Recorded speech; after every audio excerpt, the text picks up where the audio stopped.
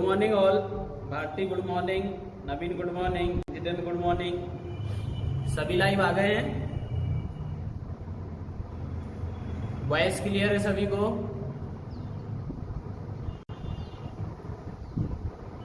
तो एक class start करने के पहले एक क्वेश्चन का आंसर देना, ईमानदारी से बताना। सीमेंट के क्वेश्चंस किस किस ने सॉल्व किए थे?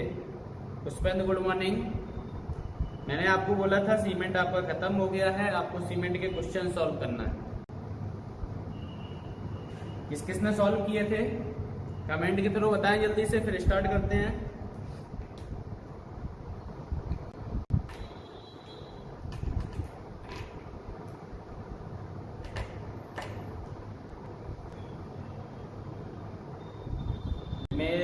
Good morning. ओके राहुल, तो किसी भी क्वेश्चन में आपको डाउट नहीं आया? आपने सॉल्व किए तो मतलब एक भी क्वेश्चन में आपको डाउट नहीं आया, सारे बन गए पीछे से आंसर शीट देख के? हाँ,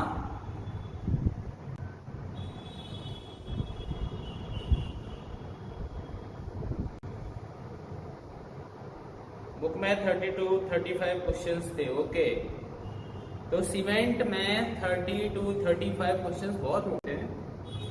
ऑब्जेक्टिव लगाए थे, हाँ मैं वही बात कर रहा हूँ ऑब्जेक्टिव लगाने की। तो आपने जितने भी ऑब्जेक्टिव्स लगाए हैं सारे आपसे बन गए हैं, किसी भी क्वेश्चन में आपको डाउट नहीं आया सीमेंट में।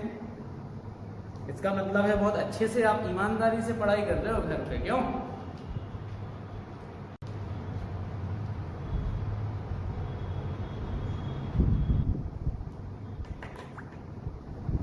भारती, लिमेश, राजेश्वर, प्रतीक, जितेंद्र, आप लोगों ने नहीं लगाए हैं। नवीन,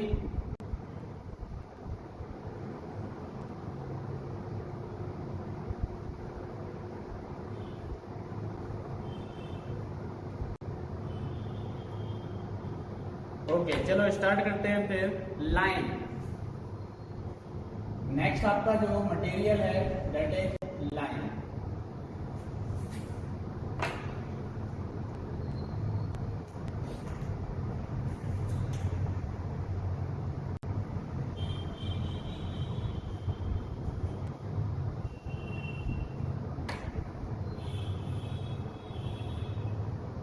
बहुत बढ़िया, मैं ही प्रैक्टिस सीट दे दूंगी। भारती कब लगाओगे आप? जब नोटिफिकेशन आ जाएगा तब हम प्रैक्टिस करना चालू करेंगे क्या? हाँ, कि जब तक नोटिफिकेशन नहीं आ रहा है तब तक सर मैं क्वेश्चन को सॉल्व नहीं करूंगी, ऐसा है कुछ? Rate of hydration and heat of hydration में क्या डिफरेंस है? अच्छा, ऐसा क्वेश्चन आपसे कहाँ पे पूछा गया है पुष्पेंद्र कि रेट ऑफ हाइड्रेशन क्या होता है, हीट ऑफ हाइड्रेशन क्या होता है? देखो, हाइड्रेशन की जो प्रोसेस होती है मतलब वहां पर हीट का लिबरेट होना। Clear? Maximum heat of liberate जो होती है आपका, आप क्या बोलते हो, हीट का लिबरेशन जो होता है after addition of water, that is hydration process. Clear? तो rate of hydration and heat of hydration में ऐसा नहीं है, इसमें कोई भी डिफरेंस आपका नहीं है, दोनों सेम ही है आपके, rate of hydration and heat of hydration. Clear? अब यहाँ पे लाइन को स्टार्ट करते हैं। लाइन आपका क्या है? तो लाइन भी यहाँ पर आपका वाइंडिंग मटेरियल है। क्या है आपका? वाइंडिंग मटेरियल है। Before introduction of cement, cement की इंट्रोडक्शन के पहले, मतलब जब आपका सीमेंट नहीं बना था उसके पहले जो हम बाइंडिंग मटेरियल यूज करते थे वो आपका कौन सा था? लाइम था। ओके राहुल, मैं आपको सीट प्रोवाइड करा दूंगा। उसमें एक बार आप क्वेश्चन को सेंड करना, पूरा क्वेश्चन सेंड करना, ठीक है, ग्रुप पर। तो उसके अकॉर्डिंग मैं आपको आंसर प्रोवाइड करा पाऊंगा सही से कि एक्चुअल में क्वेश्चन में पूछा क्या गया है। ठीक है, पूरा क्वेश्चन आप एक बार प्रोवाइड कराना। ठीक है, लाइम आपका क्या है यहाँ पे? बाइंडिंग मटेरियल है। ठीक है। Before introduction of cement, cement के बनने के पहले जो हम बाइंडिंग मटेरियल को यूज करते थे वो आपका क्या कहलाता था? लाइम कहलाता था। अब लाइम का फॉर्मेशन हुआ कैसे? क्लियर? क्लियर? तो लाइम का फॉर्मेशन कैसे हुआ? कैल्सिनेशन प्रोसेस,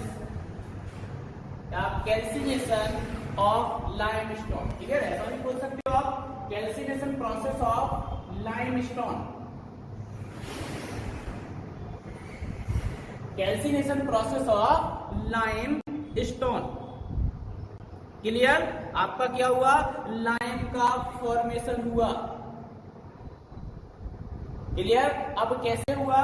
तो यहां पे सबसे पहले आपको समझना है कि what is the calcination process. Clear? तो calcination is heating process in the presence of oxygen. Clear? Calcination यहाँ पे आपका क्या है?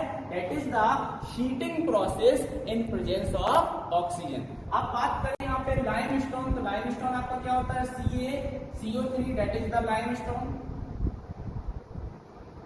लाइमस्टोन को आपने प्रेजेंस ऑफ ऑक्सीजन आपने क्या किया? हीट किया, गर्म किया। गर्म करोगे तो यहाँ पर किसका फॉर्मेशन होगा? लाइम का, दैट इज CaO, ये आपका लाइम अलग हो गया, प्लस यहाँ पर CO2 क्या हो जाएगी? रिलीज हो जाएगी। ठीक है, यहाँ पे क्या हो जाएगा? CO2 आपका रिलीज हो जाएगा और फॉर्मेशन किसका हो जाएगा? लाइम का हो जाएगा। तो आप क्या बोलोगे कि लाइम का यहाँ पे फॉर्मेशन कैसे हो रहा है? Calcination process of limestone. Clear? ये हमने देख लिया। कैल्सिनेशन प्रोसेस मतलब क्या होता है? इन presence of oxygen, heating process. Clear? Heating process in the presence of oxygen. Clear? अगर इसको आप बोलो तो क्या बोलोगे? Heating process in the presence of oxygen। Oxygen की प्रेजेंस में हीटिंग की जो प्रोसेस होगी वो आपकी कैल्सिनेशन प्रोसेस कहलाती है। ये क्वेश्चन आपके एग्जाम में पूछा जा चुका है। What is calcination process?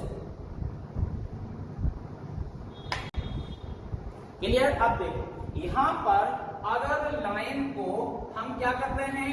Extract कर रहे हैं। क्या कर रहे हैं? एक्सट्रैक्ट कर रहे हैं through a pure lime stone. कहां से? अगर हम प्योर लाइम स्टोन से लाइम को एक्सट्रैक्ट कर रहे हैं तो ऐसे लाइम को क्विक लाइम, ऐसे लाइम को क्विक लाइम या फिर कॉस्टिक लाइम बोला जाता है। क्या बोला जाता है? अगर प्योर लाइम स्टोन की अगर हम कैल्सिनेशन प्रोसेस करते हैं और जो लाइम का फॉर्मेशन होता है that is the quick lime and caustic lime. Clear? और जो क्विक लाइम होता है that is very high affinity for moisture. Affinity मतलब क्या? आत्मीयता, लगाव। क्लियर?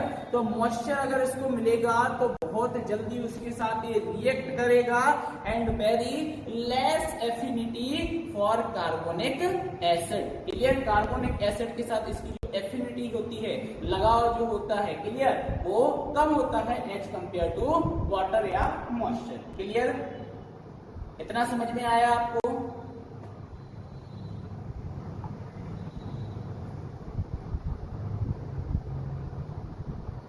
इतना क्लियर हुआ आपको जितना भी समझाया? तो लिखना है यहाँ पे पहला point, lime is the winding material, lime is the winding material which was used before the introduction of cement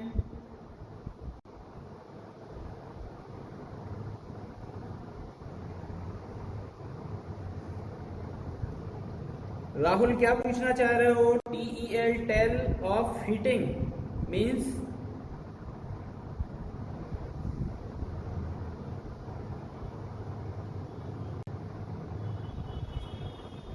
लिखना lime is the winding material which was used before the introduction of cement, temperature of heating. Okay,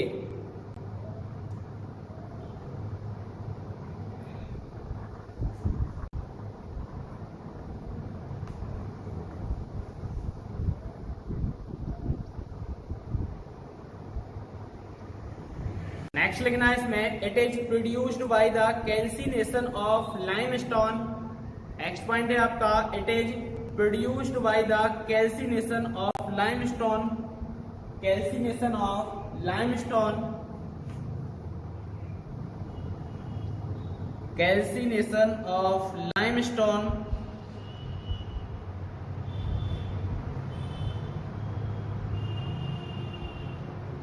पहले लिख लो फिर discuss करते हैं temperature पर। It is produced by the calcination of limestone. Calcination of limestone,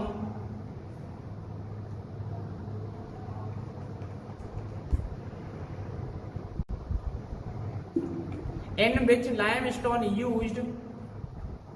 which limestone used its moisture and CO2. Limestone uses its moisture and CO2 to the form the lime. CO2 to the form the lime। और ये वाली equation आप लिख लेना, या reaction जो लिखी हुई है आप इसको लिख लेना।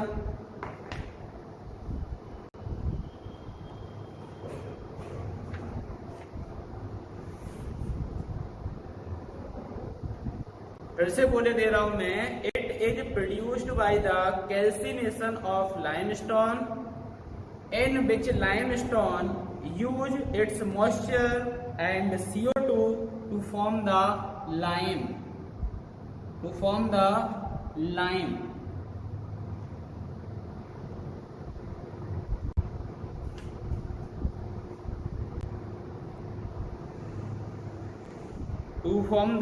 लाइम, और ये रिएक्शन आपको लिखना है।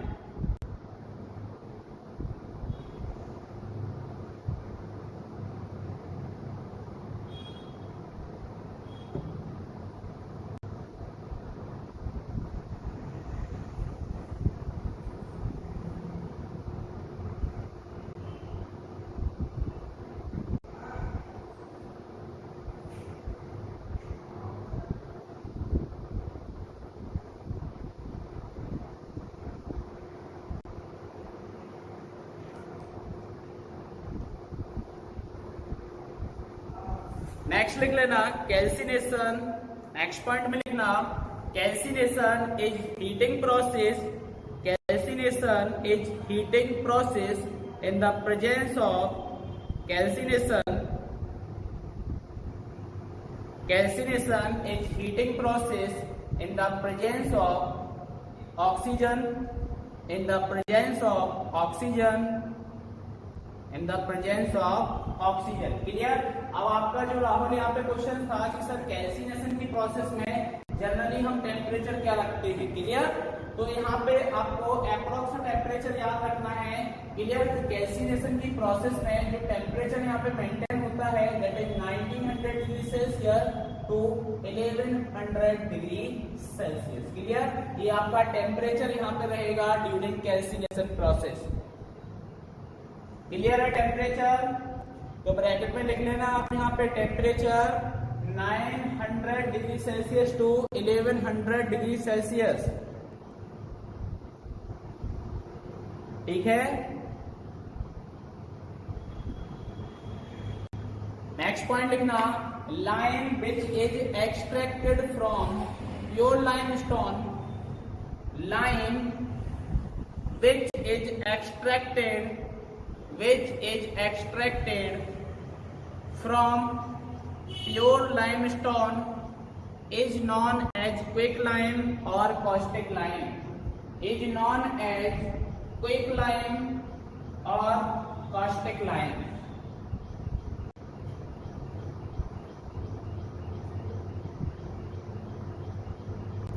Next point लिखना, quicklime has very high affinity for moisture। affinity means आपका होता है, हिंदी में अगर बात करें आत्मीयता, लगाव, mail. Quicklime has very high affinity for moisture and very less affinity for carbonic acid।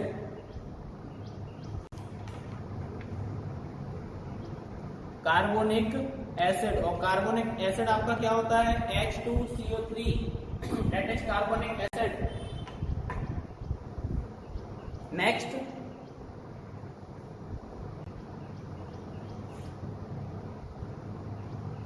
आप हेडिंग डालना सेलेक्ट लाइन। नेक्स्ट आप हेडिंग डालोगे select line.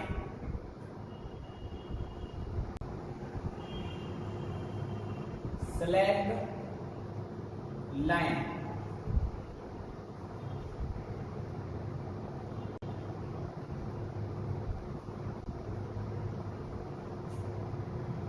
Clear.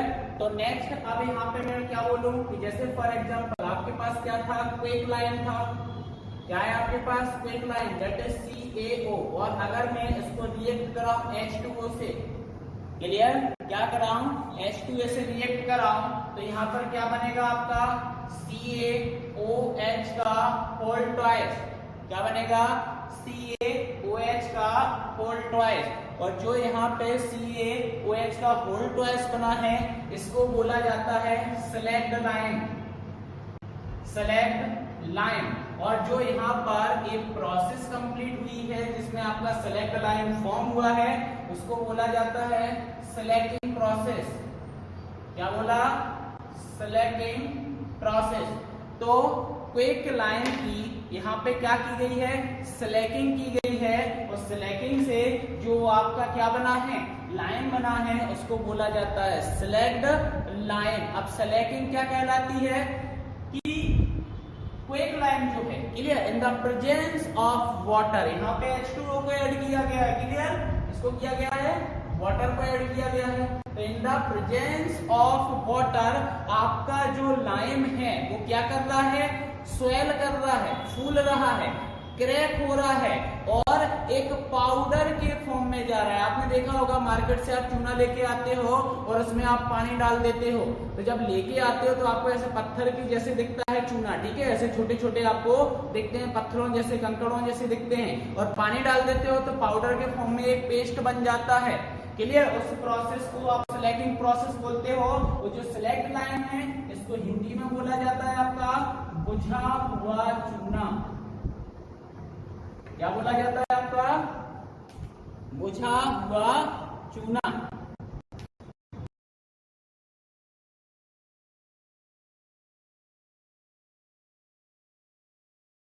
Called selecting process, clear. और जो आपका यहाँ पे लाइन का फॉर्मेशन हुआ है उसको आपने सेलेक्ट लाइन बोला है, हिंदी में आप उसको बुझा हुआ चूना बोलते हो। अगर इसका और नाम दिया जाए तो इसको आप हाइड्रेटेड लाइन भी बोलते हो। क्या बोलते हो, हाइड्रेटेड लाइन। यह है हाइड्रेटेड लाइन भी कहलाता है, और इसको एक और नाम से जाना जाता है मिल्क ऑफ लाइन। क्या नाम से जाना जाता है, milk of line, clear.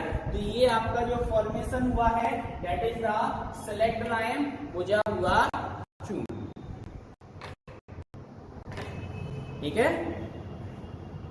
Clear हो गया आपको सेलेक्ट लाइन, क्लियर हो गया। तो फिर लिखते हैं इसको, लिखना definition, the line which is formed due to the line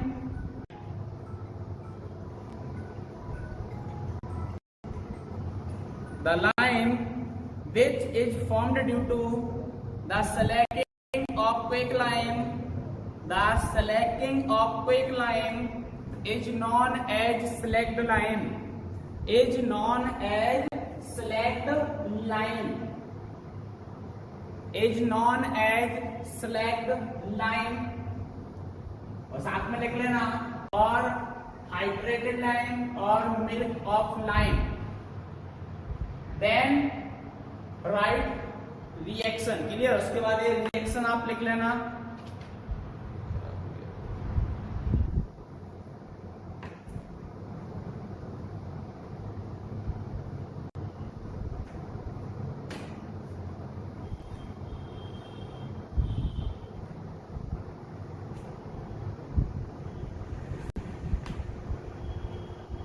लिख लिया आपने, रिएक्शन लिख ली।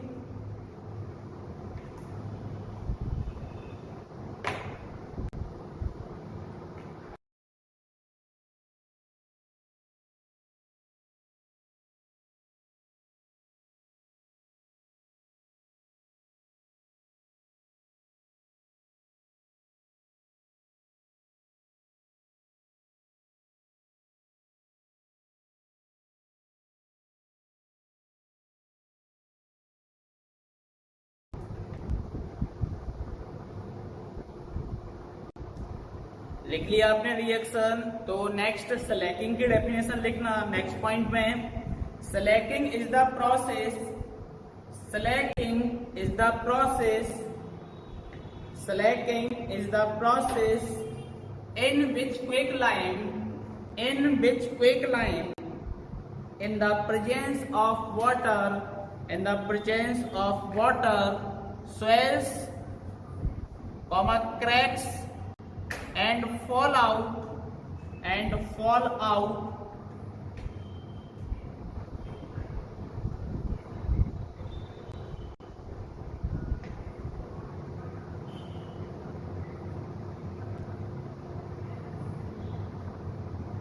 swells, cracks and fall out in the powdered form. Clear? साथ में यहाँ पे ये भी याद रखना, आपको भी पता है कि जैसे ही आप एक लाइन में क्या करते हो, पानी को ऐड करते हो तो बुझा हुआ चूना तो मिलता है और साथ में यहाँ पे क्या मिलता है आपको, हीट मिलती है। क्लियर? क्या मिलती है यहाँ पे आपको, हीट मिलती है। क्लियर? तो अब यहाँ पे हीट की बात करें तो ड्यूरिंग दिस रिएक्शन,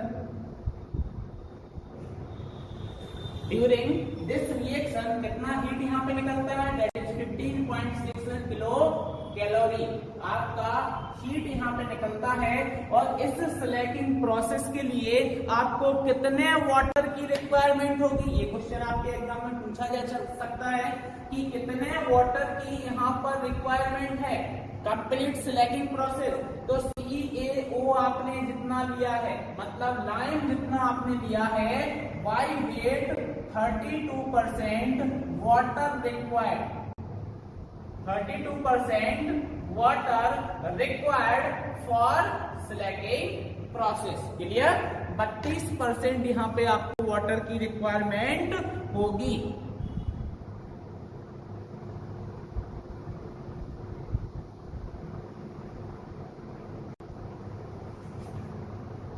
क्लियर?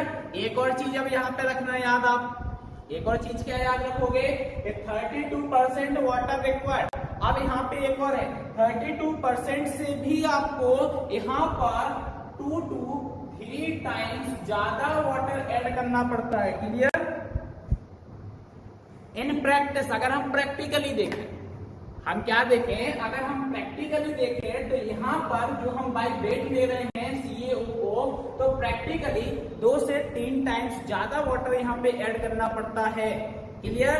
क्योंकि यहाँ पर क्या है, composition of lime, degree of burning यहाँ पे होगा, मेथड ऑफ स्लैकिंग आपका यहाँ पे हो रहा है, और मेनली क्या हो रहा है कि जब हीट आपकी निकल रही होगी यहाँ पर एडिशन ऑफ वाटर पर, तो यहाँ पे क्या हो रहा होगा, एक एवेपोरेशन की प्रोसेस भी हो रही होगी, वाटर एवेपोरेट भी हो रहा होगा। इसलिए यहाँ पे 2 से 3 टाइम्स ज्यादा वाटर को क्या करना पड़ता है, ऐड करना पड़ता है। ठीक है?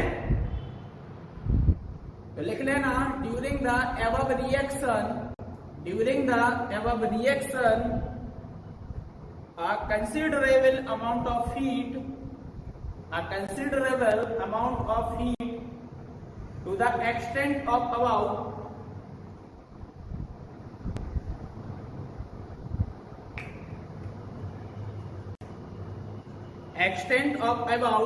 15.6 calorie, 15.6 kilocalorie is released. The theoretically, next point, the theoretically amount of water required for lime slacking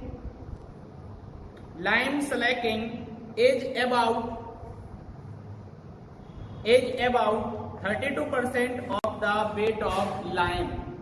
32% of the bed of lime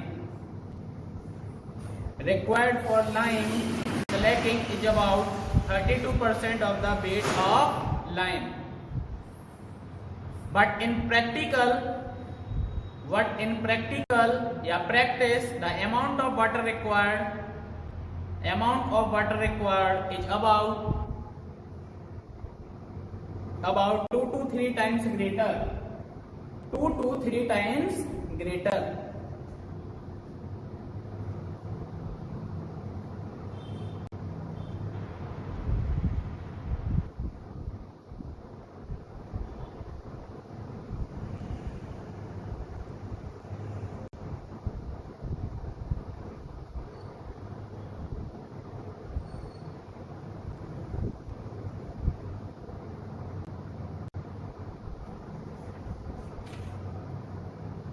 clear है? इतना क्लियर है सभी को? थंब के थ्रू बता दें। जितना अभी तक हमने लाइम पढ़ा है ये क्लियर हो गया?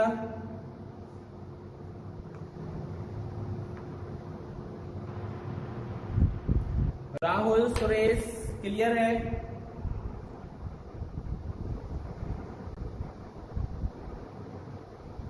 ओके, तो एक क्वेश्चन का आप लोग यहाँ पे आंसर देना कि अगर फॉर एग्जाम्पल आपका जो लाइम है, क्या है यहाँ पर, जो आपका लाइम है मतलब CaO है, अगर इसमें लम्स प्रेजेंस है, क्या प्रेजेंस है आपके, लम्स प्रेजेंस है, क्लियर? यहाँ पर क्या है, लम्स प्रेजेंस है, तो क्या स्लैकिंग में कोई इफेक्ट पड़ेगा?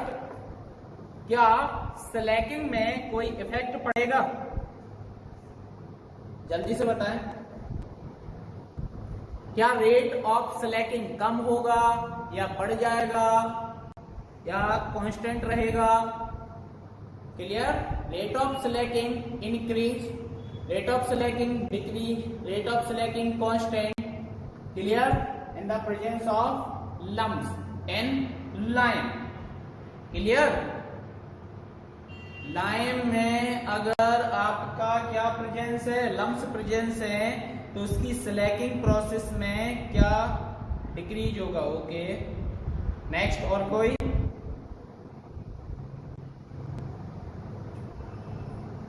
तो भूपेंद्र, अगर आपने यहाँ पे आंसर दिया है डिक्रीज होगा, आपका आंसर यहाँ पे सही है, डिक्रीज होगा। लेकिन अगर मैं आपसे बात करूं टेम्परेचर की, कि अगर मैं टेम्परेचर को बढ़ा दूं या टेम्परेचर को क्या कर दूं, कम कर दूं, तब आपकी रेट ऑफ स्लैकिंग पर क्या प्रभाव पड़ेगा?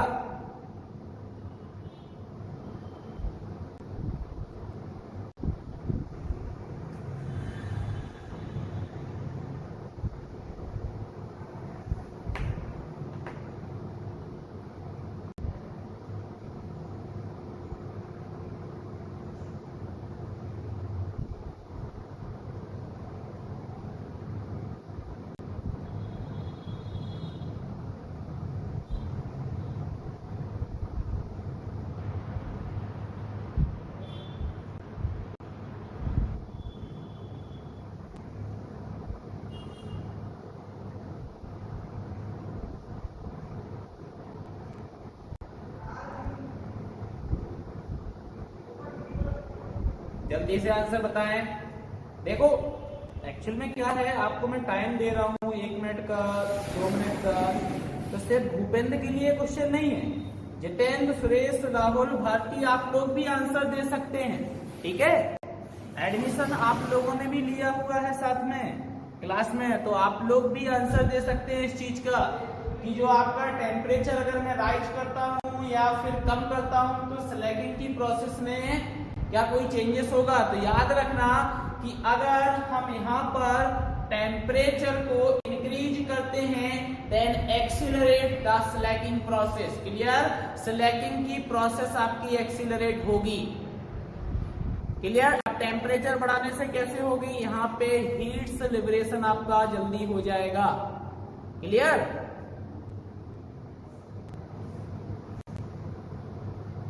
तो लिख लेना, the rate of slaking is affected by the size of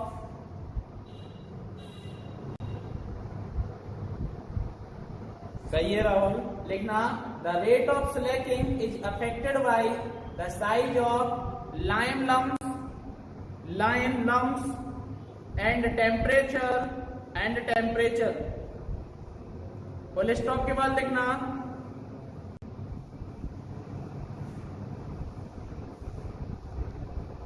it accelerate with the rise in temperature, it accelerate with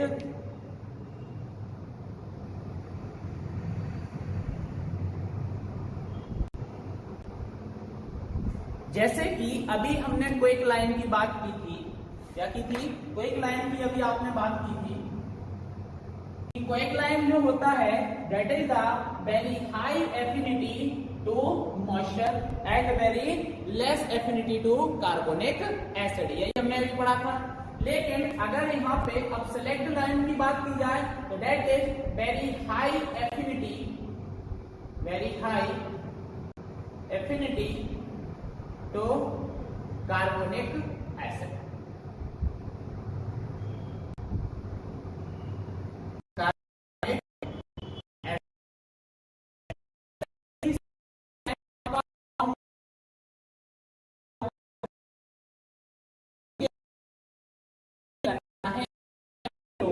यह एटमॉस्फेयर से कार्बोनिक एसिड को एब्जॉर्ब करता है और कार्बोनेट्स ऑफ लाइम को क्या कर देता है, प्रेसिपिटेट करा देता है। अब कार्बोनिक एसिड की बात करें तो डेट इज H2CO3 आपका होता है, that is the carbonic acid.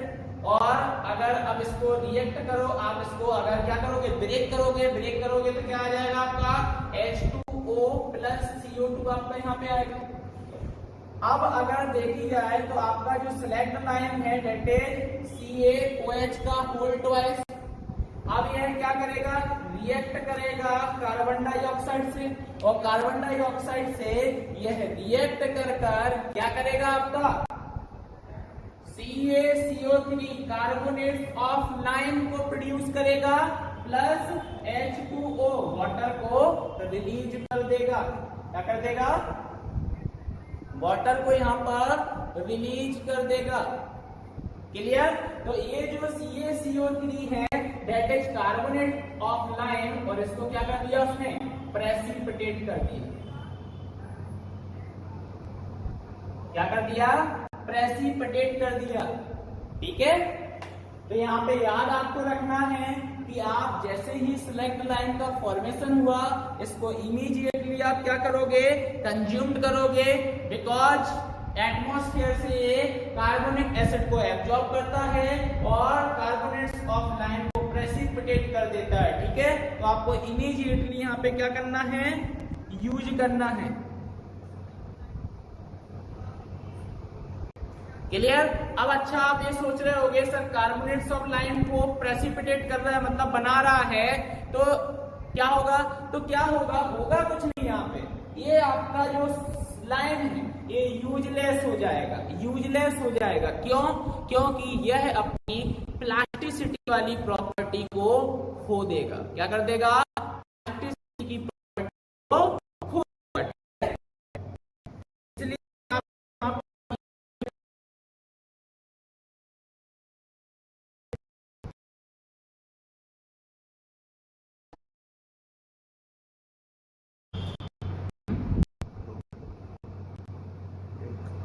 2 minute का थोड़ा ब्रेक है आपका। ठीक है, 2 मिनट बाद अपन कंटिन्यू कर रहे हैं।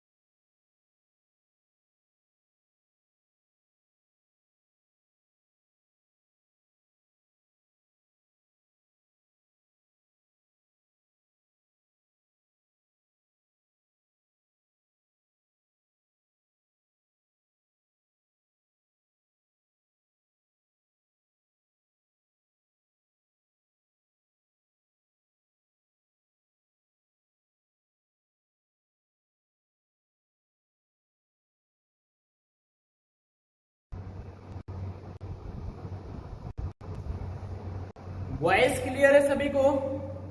वॉइस क्लियर है, डिस्प्ले भी क्लियर है सभी की? एक बार थंब करके बता दें। All okay?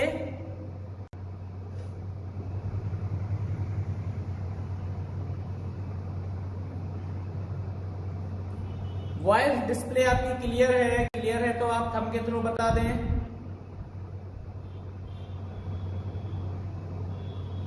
ओके, तो ये वाला आपको समझ में आ गया था, ये भी बता देना आप थंब के थ्रू। यस लिख देना, ठीक है? थंब मत लिखना, यस लिख देना। जो अभी अपन ने समझा है कि एटमॉस्फेयर से एक कार्बोनिक एसिड को एब्जॉर्ब कर लेता है और कार्बोनेट्स ऑफ लाइम को प्रेसिपिटेट करता है, इसलिए यूजलेस हो जाता है। क्यों? क्योंकि ये अपनी प्लास्टिसिटी को खो देता है। ये आपको क्लियर हो गया? ओके, तो लिख लेना, इस पॉइंट को लिखना, the select lime should always, the select lime should always be used as fresh, as possible, because it has the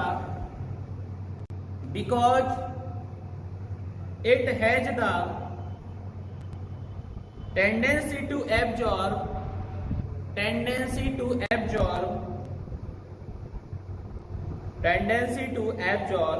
carbonic acid from the atmosphere,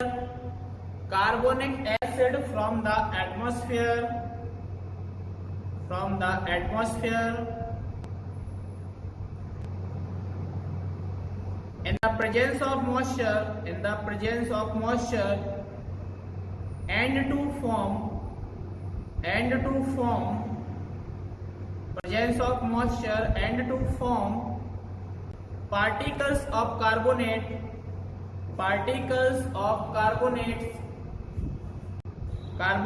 of lime as shown by the following chemical reaction। आप ये दोनों reactions यहाँ पे लिख लेना, आप दोनों ये रिएक्शंस यहाँ पे लिख लेना। ये आपका क्या है यहाँ पे? दैट इज कार्बोनिक एसिड, ये आपका कार्बोनिक एसिड है, ठीक है? देन आपका वाटर आया, कार्बन डाइऑक्साइड आई, देन ये जो आपका है ये आपका सेलेक्ट लाइम है, CO2 के साथ कार्बन डाइऑक्साइड के साथ रिएक्ट करेगा, देन आपका कार्बोनेट्स ऑफ लाइम CaCO3 को फॉर्म करेगा।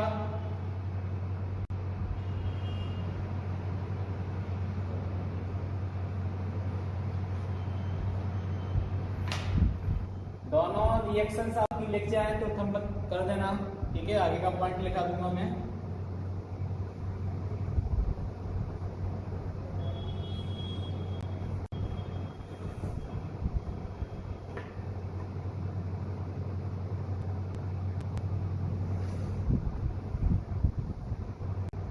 लिखना, the select lime is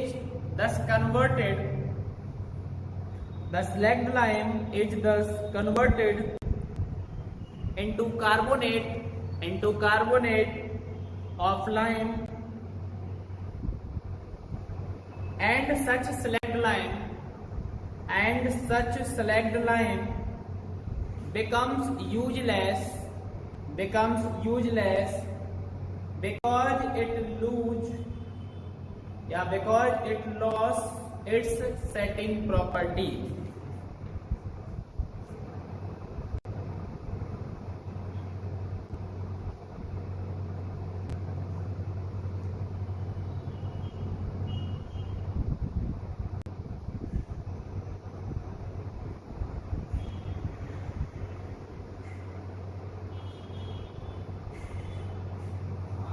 clear? अब यहाँ पे क्वेश्चंस आपको भी पता है कि जो लाइम है यह नेचर में फ्री स्टेट में अवेलेबल नहीं है। लाइम आपका जो है नेचर में फ्री स्टेट में अवेलेबल नहीं है। इसको क्या करना पड़ता है? आपका जो नेचर में लाइम स्टोन है उसको वर्निंग करके, कैल्सिनेशन करके आप लाइम को प्रोड्यूस करते हो। तो लाइम स्टोन आपको मिलेगा कहाँ से? से। तो हेडिंग डालना सोर्सेस ऑफ लाइम, कहां कहां सोर्स हो सकता है आपके लाइमस्टोन का।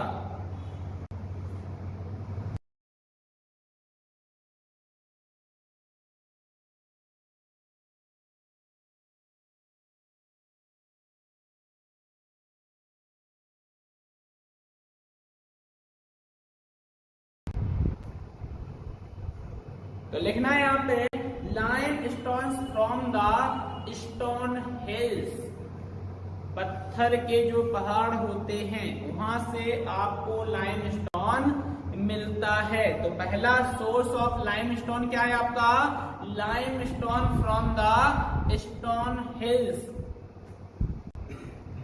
सेकेंड लिखना boulders of lime stone, boulders of limestone from the beds of old river, जो पुरानी नदियां हैं उनका जो आपका तली है, बेड्स हैं, क्लियर, उसमें जो आपको लाइमस्टोन के बोल्डर्स, क्लियर, बोल्डर आपने पढ़ा होगा क्या कहलाता है, बोल्डर पढ़ा होगा, कोवल पढ़ा होगा सॉइल मैकेनिक्स में, ठीक है, तो आप अच्छे से समझते हो बोल्डर क्या कहलाते हैं। तो boulders of limestone from the beds of old reverse, second source है आपका। नेक्स्ट है आपका canker found below the ground, canker found below the ground, जमीन के नीचे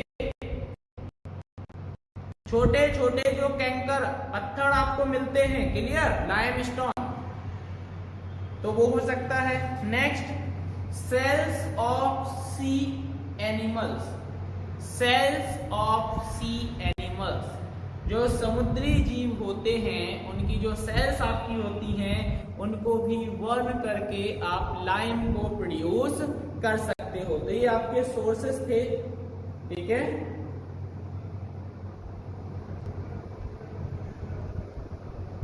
आपकी जो व्हाइट चॉक बनती है, क्या बनती है, व्हाइट चॉक बनती है, that is the pure limestone, वो प्योर लाइमस्टोन से बनती है, ठीक है।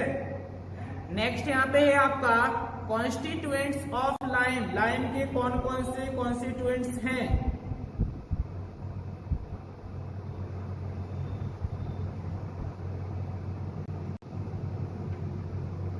क्लियर, अब देखो कॉन्स्टिट्यूएंट्स यहाँ पे क्या, अब आपके मन में एक क्वेश्चन ही आ रहा होगा कि सर सिर्फ हमने लाइमस्टोन की यहाँ पे वार्निंग की है और वार्निंग करने के बाद यहाँ पे लाइम मिला है, तो उस लाइम में कौन कौन से कॉन्स्टिट्यूएंट्स प्रेजेंस है जिसके बेसिस पर आप उसकी क्वालिटी पैरामीटर्स को डिसाइड करते हो, क्लियर, उसकी स्ट्रेंथ को डिसाइड करते हो, इसलिए हम यहाँ पे कॉन्स्टिट्यूएंट्स ऑफ लाइम पढ़ते हैं। तो हेडिंग डालना कॉन्स्टिट्यूएंट्स ऑफ लाइम, इसमें पहला आपका जो कॉन्स्टिट्यूएंट्स होता है दैट इज क्ले,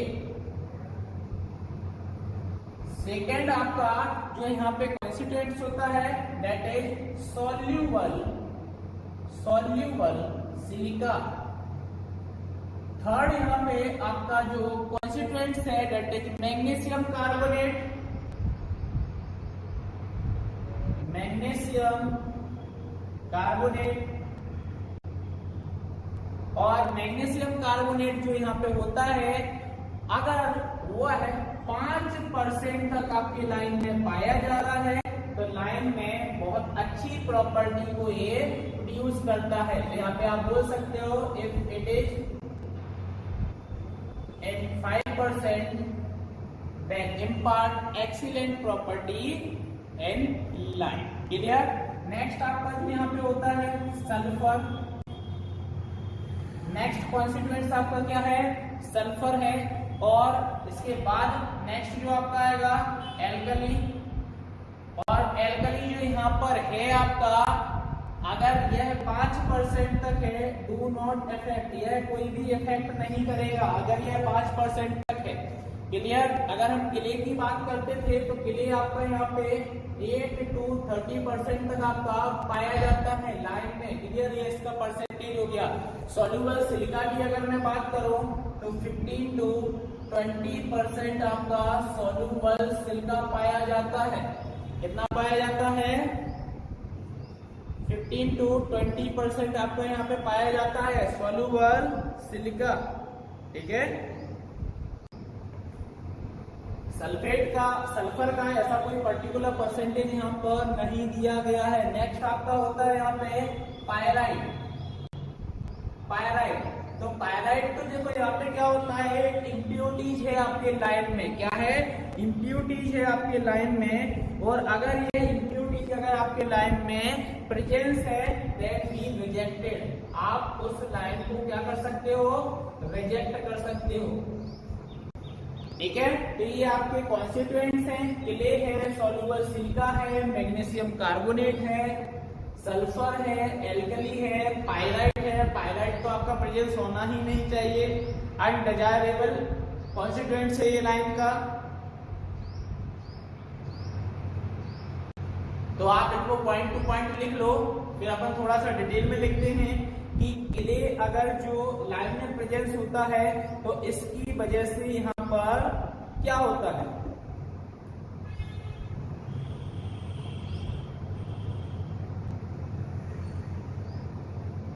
क्लियर? तो अगर आपके लाइन में क्ले प्रेजेंस होता है, क्या प्रेजेंस होता है? क्ले प्रेजेंस होता है, तो क्या होगा? क्या होगा? हाइड्रोलिसिटी। क्लियर? हाइड्रोलिसिटी मतलब क्या होता है कि अगर हम लाइन में क्या करते हैं, अगर हम लाइन में वाटर को ऐड करते हैं तो जो लाइन की सेट और हार्ड होने की प्रॉपर्टी है, या फिर ऐसा बोलो स्ट्रेंथ को गेन करने की जो प्रॉपर्टी है उसको हम हाइड्रोलिसिटी बोलते हैं। क्या बोलते हैं? हाइड्रोलिसिटी हम बोलते हैं। In the presence of moisture आपका लाइन जो सेट होगा, हार्ड होगा, या फिर मैं डायरेक्टली बोलूं directly proportional to the strength, that's called the hydraulicity. और जो क्रिएट कौन करता है? आपका क्ले कॉन्स्टिट्यूएंट्स करता है। क्लियर? ये आपको याद रखना है यहाँ पे। क्लियर? अब यहाँ पे क्वेश्चन ये भी हो सकता था आपका कि अगर यह एक्सेस अमाउंट में चला जाता है, यह क्या हो जाता है? एक्सेस अमाउंट में हो जाएगा। क्या हो जाएगा? एक्सेस अमाउंट में हो जाएगा। तब क्या होगा? Arrest the slaking process. Arrest the slaking process मतलब जो आपकी स्लैकिंग प्रोसेस होती है वो रुक जाएगी अगर क्ले आपका क्या होगा? एक्सेस अमाउंट में प्रेजेंट होगा तब। क्लियर? तो ये भी आपको यहाँ पे याद रखना है कि यह एक्सेस अमाउंट में प्रेजेंट नहीं होना चाहिए। तो लिख लेना क्ले में, क्ले हेडिंग डालना, ब्रैकेट में लिखना 8 to 30% और नीचे पॉइंट बना के लिखना clay is responsible for hydraulicity of line.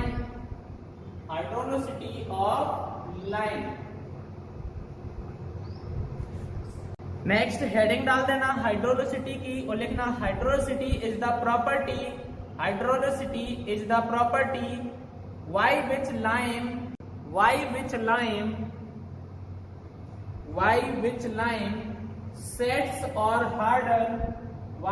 lime sets or harden in the presence of moisture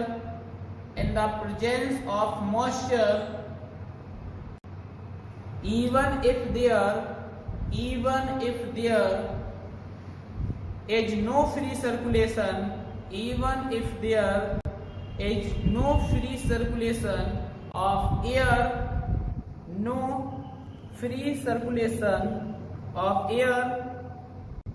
it is directly proportional to strength of air.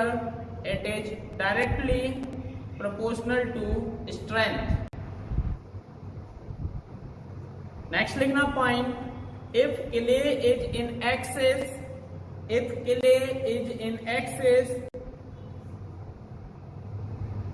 it arrests the slacking of the lime.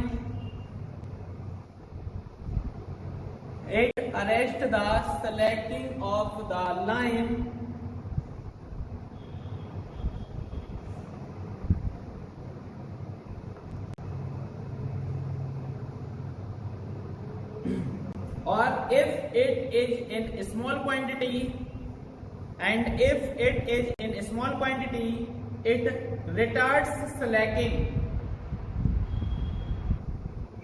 it retards slacking, slacking की process को क्या कर देता है, retards कर देता है, बढ़ा देता है इसका स्लैकिंग टाइम। ठीक है, तो याद रखना है आपको किले का, तो किले का जो परसेंट होना चाहिए 8 to 30% होना चाहिए एक अच्छे लाइन के लिए। क्लियर, क्लियर है सभी को किले कॉन्स्टिट्यूएंट्स?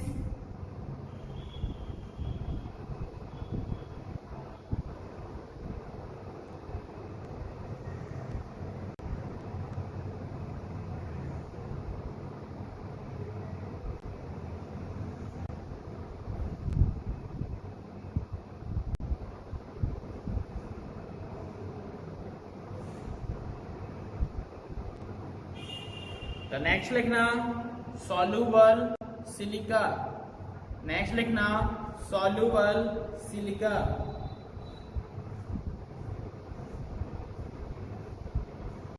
क्लियर, तो सॉल्यूबल सिलिका आपका जो होता है ऑल्सो रिस्पॉन्सिबल फॉर हाइड्रोलोसिटी, बिकॉज जो आपका क्या होता है लाइम स्टोन होता है, क्या होता है आपका लाइम स्टोन आपका जो होता है उसमें सिलिका और एल्यूमिना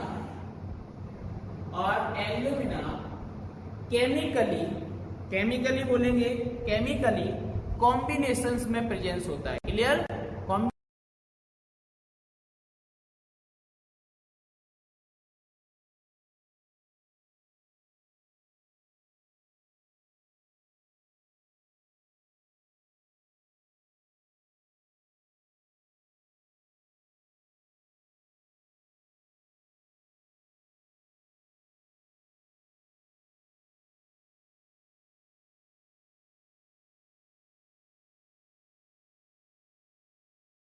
आपका यहाँ पर है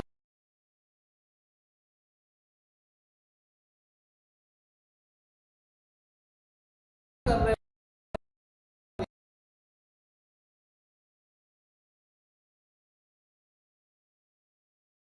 करता है।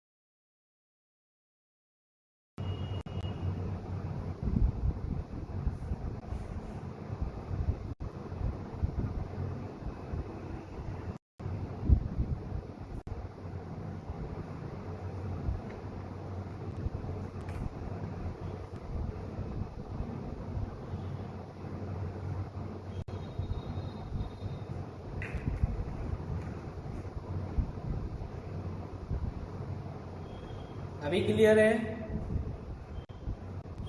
अभी क्लियर है सभी का, डिस्प्ले क्लियर है सभी को दिख रहा?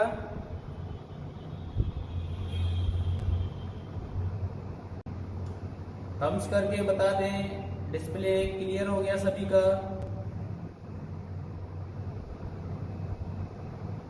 सॉल्यूबल फिर से means soluble silica, okay. Soluble silica में मैंने ये बोला था it is also responsible for the hydraulicity, clear, because आपका जो लाइम स्टोन होता है, क्या होता है, लाइम स्टोन होता है, उसके अंदर क्या होता है, सिलिका और एल्यूमिना आपका प्रेजेंस होता है। क्या होता है लाइम स्टोन में, सिलिका और एल्यूमिना आपका प्रेजेंस होता है। सिलिका और एल्यूमिना आपका क्या होता है, प्रेजेंस होता है, जो रिस्पॉन्सिबल आपका होता है किसके लिए, हाइड्रोलोसिटी के लिए आपका रिस्पॉन्सिबल होता है। सेकंड मैंने आपको क्या बोला है कि जब आप हायर टेम्परेचर पर क्या करते हो, इसको लाइमस्टोन को बर्न करते हो, तो यह आपका जो सॉल्युबल सिलिका होता है, क्लियर, यह क्ले के साथ रिएक्ट करता है और यहाँ पर लाइम को स्ट्रेंथ प्रोवाइड कराता है। क्या कराता है, लाइम को स्ट्रेंथ प्रोवाइड कराता है, क्लियर। तो लिख लेना यहाँ पे पहला point, it is also responsible, it is also responsible for, also responsible for hydrologicity of the lime. Second point, it react with clay, it react with clay at higher temperature, at higher temperature, at higher temperature to impart strength, to impart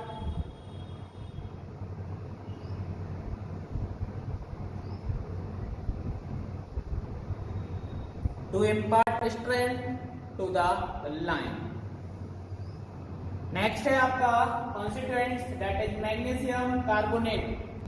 next है आपका magnesium carbonate.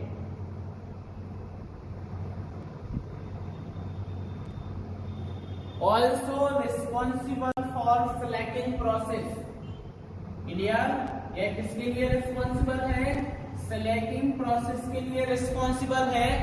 And allow to line set slowly, and allow to line set slowly, and allow to line set slowly, clear. Line धीरे धीरे आपका set होगा, किसकी वजह से होगा, मैग्नीशियम कार्बोनेट की प्रेजेंस की वजह से होगा, ठीक है। तो लिख लेना point, responsible for the slaking, responsible for the slaking and increase, and allow the line to set slowly. Percent आपको बताइए इसका,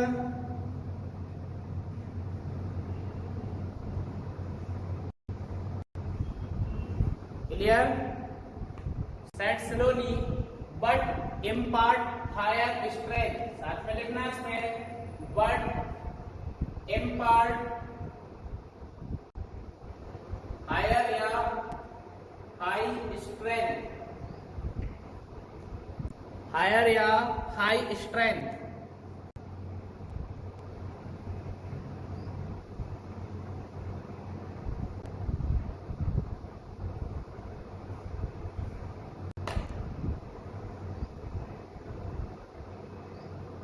क्लियर। अब जो आपका यहाँ पे सल्फर होता है वो जस्ट अपोजिट होता है आपका मैग्नीशियम कार्बोनेट। देखो मैग्नीशियम कार्बोनेट यहाँ पर स्लैकिंग की प्रोसेस को एक्सीलरेट कर रहा था और आपकी सेटिंग प्रोसेस को क्या कर रहा था, स्लो कर रहा था, मतलब डिक्रीज कर रहा था। सल्फर यहाँ पे जस्ट अपोजिट करता है। अगर आपके थोड़ी सी भी क्वांटिटी आपकी लाइन में प्रेजेंस है तो सल्फर उसकी सेटिंग को इंक्रीज कर देता है और स्लैकिंग प्रोसेस को क्या कर देता है, कम कर देता है। क्लियर। तो ये आपको याद रखना है, that is just opposite to magnesium carbonate. लिख लेना, it retards Slaking, it retards slacking and increases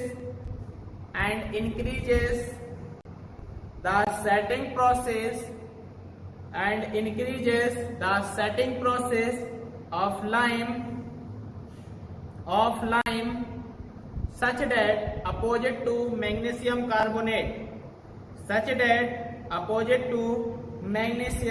carbonate. Next heading आपकी रहेगी यहाँ पे टाइप्स ऑफ लाइम कितने टाइप्स का होता है, सॉरी पायराइट का, और लिख लेना यहाँ पे टाइप ऑफ लाइम अपन बाद में लिखने हैं। पायराइट में लिखना it is undesirable to have pyrite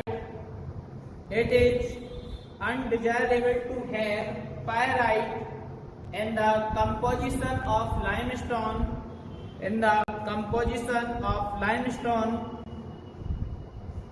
Such limestone should therefore be rejected.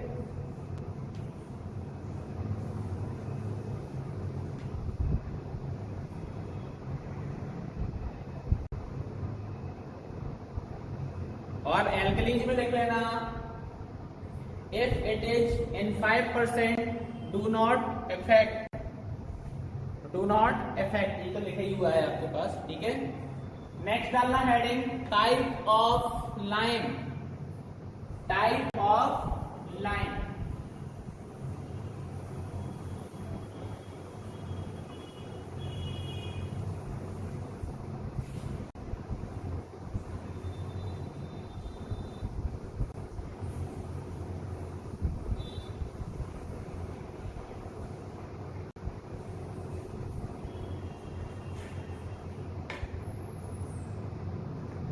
Next heading है आपकी टाइप्स ऑफ लाइम।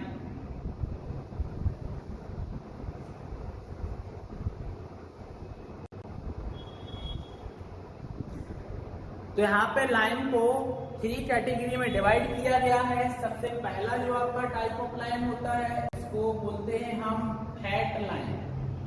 कौन सा लाइन बोलते हैं? Fat line. वेरी इंपॉर्टेंट है, आपकी एग्जाम में 3 से 4 बार ये पूछा जा चुका है। फैट लाइन को हम दूसरे नाम से भी जानते हैं, that is white line.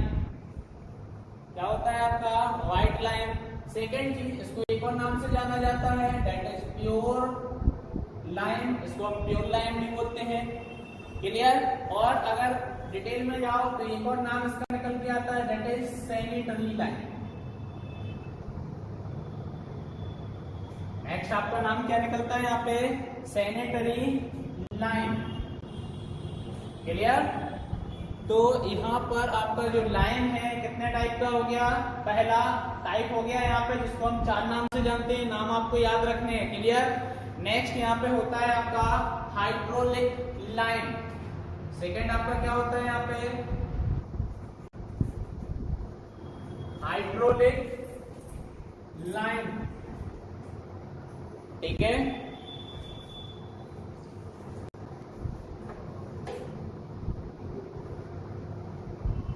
Hydraulic line, इसको आप वाटर लाइन के नाम से भी जानते हो। इस नाम से वाटर लाइन के नाम से भी जानते हो। नेक्स्ट होता है आपका पुअर लाइन। थर्ड टाइप जो आपका होता है पुअर लाइन।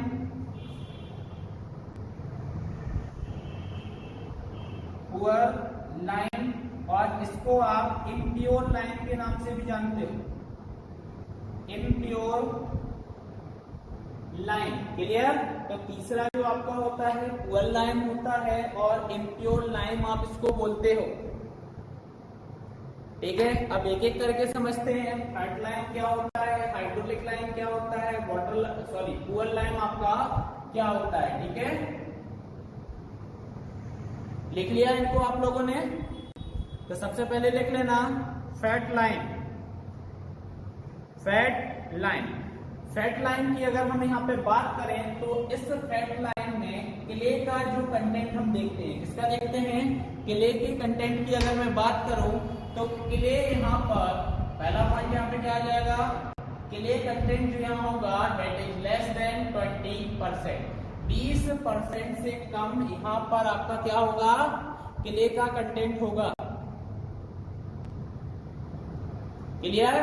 यहाँ पर आपने इसको क्या बोला था, that is the pure lime, मतलब इसको हम एक्सट्रैक्ट करते हैं प्योर लाइमस्टोन से एंड इट सिलेक्ट विगोरसली, और यह बहुत विगोरसली मतलब हाई वेलोसिटी पे सिलेक्ट होता है and attain volume equal to 2 to 2.5 times of quick lime. मतलब हम अगर फैट लाइम की क्या करते हैं, विगोरसली सिलेक्ट कराते हैं, हाई वेलोसिटी पर सिलेक्टिंग इसकी होती है, तो क्वेक लाइम के कंपैरिजन में यह 2 to 2.5 टाइम्स ज्यादा वॉल्यूम को अटेंड करता है एज कंपेयर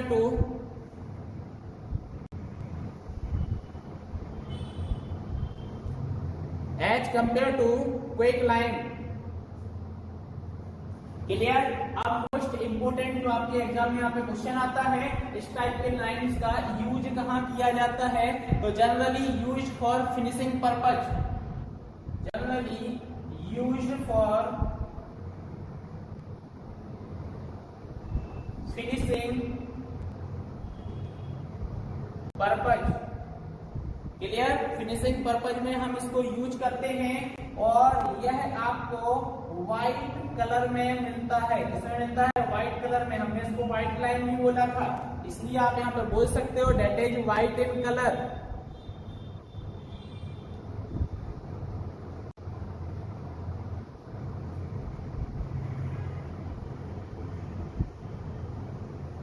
क्लियर। अब नेक्स्ट यहाँ पे क्वेश्चन ये आता है कि क्या इस फैट लाइन को हम कंस्ट्रक्शन पर्पज में यूज कर सकते हैं, तो यहाँ पर हम इसको कंस्ट्रक्शन पर्पज में यूज नहीं कर सकते हैं, क्योंकि इसमें जो क्ले का कंटेंट आपका है वो 20% से क्या है, कम है। क्ले कंटेंट क्या है आपका, लेस देन 20% है। तो ड्यू टू दिस रीजन यह क्या होगा, इसकी जो सेटिंग होगी, set slowly and attain compressive strength within age। Clear. मतलब बहुत लेटर, मतलब बहुत ज्यादा टाइम बाद यह कंप्रेसिव स्ट्रेंथ को गेन कर पाएगा, इसलिए हम इसको कंस्ट्रक्शन पर्पज में यूज नहीं करते हैं। जनरली इसका जो यूज होता है वो फिनिशिंग पर्पज के लिए होता है, व्हाइट वॉशिंग, जो आप स्पेशली यहाँ पे वर्ड यूज करते हो, white washing. Clear. Finishing purpose में भी व्हाइट वॉश जो आपका होता है उसके लिए हम फैट लाइन का यूज करते हैं। ठीक है। तो पहला पॉइंट इसमें लिखना, it is the line produced by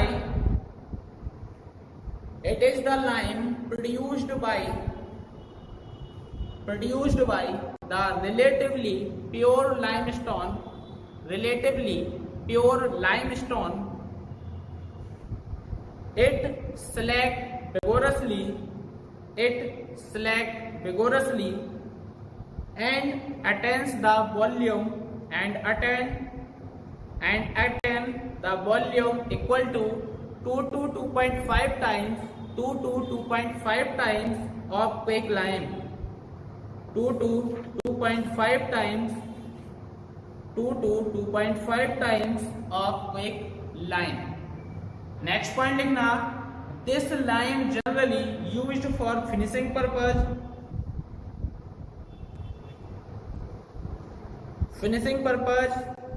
bracket में लिख लेना, white washing and plastering walls.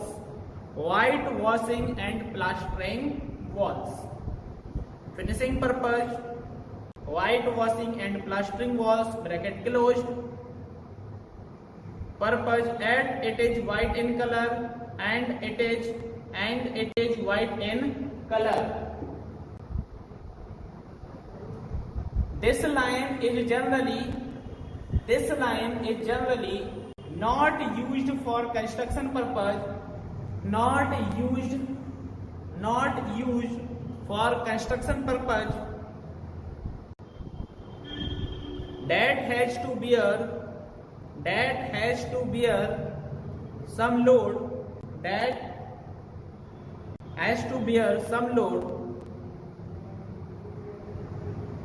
as percent of clay in this line percent of clay in this lime is less than 20%, is less than 20%, due to which it sets very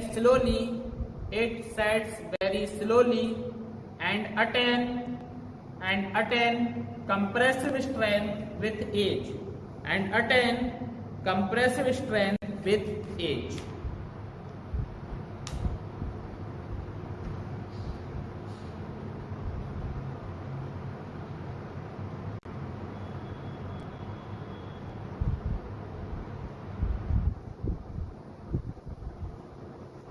clear.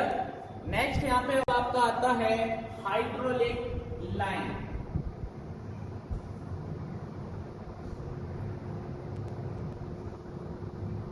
Next आपका आता है hydraulic line.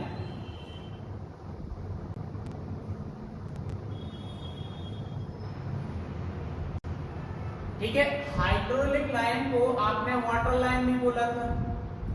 Water line हम इसलिए बोलते हैं क्योंकि ये जो लाइन है आपका वाटर के साथ क्या हो जाता है, अंडर वाटर क्या हो जाता है, सेट हो जाता है। क्लियर, इसलिए आप इसको वाटर लाइन भी बोलते हैं। वाटर लाइन क्यों बोल रहे हो, because set under water. Clear. Hydraulic line की अगर मैं बात करूं तो यहां पर जो क्ले का कंटेंट होता है अबाउट 30% होता है।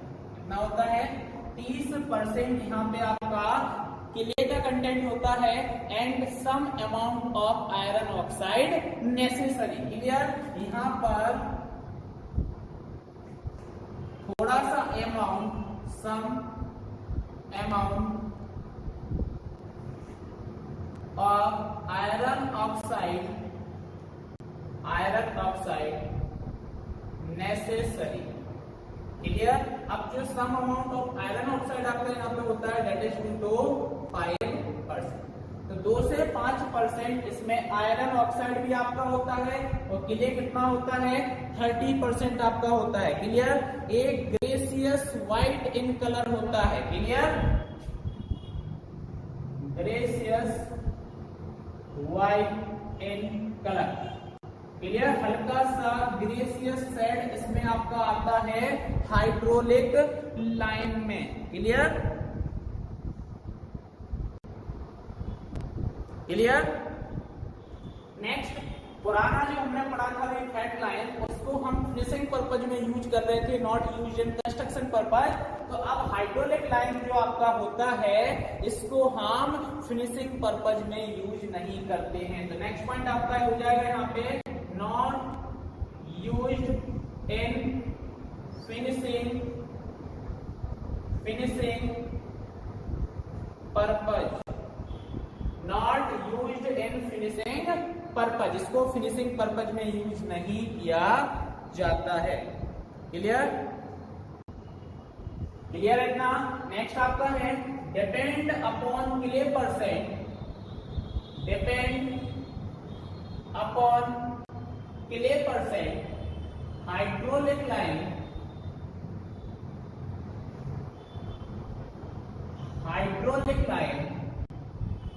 Divided 3 category. क्ले परसेंट के बेसिस पर हमने इसे 3 कैटेगरी में डिवाइड किया है। क्लियर। पहला जो आपका होता है फीवली हाइड्रोलिक लाइन,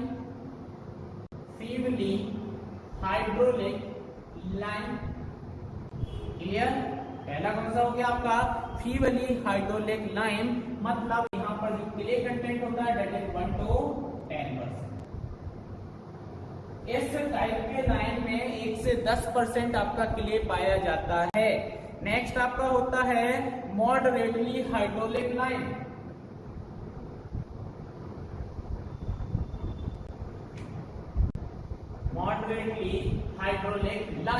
इसमें 11 to 20% आपका क्ले होता है।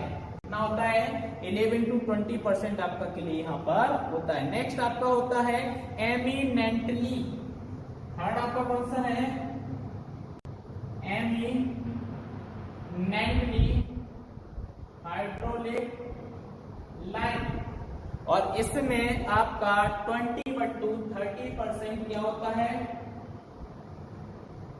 क्ले कंटेंट होता है। 21 से 30% आपका यहाँ पर क्ले पाया जाता है।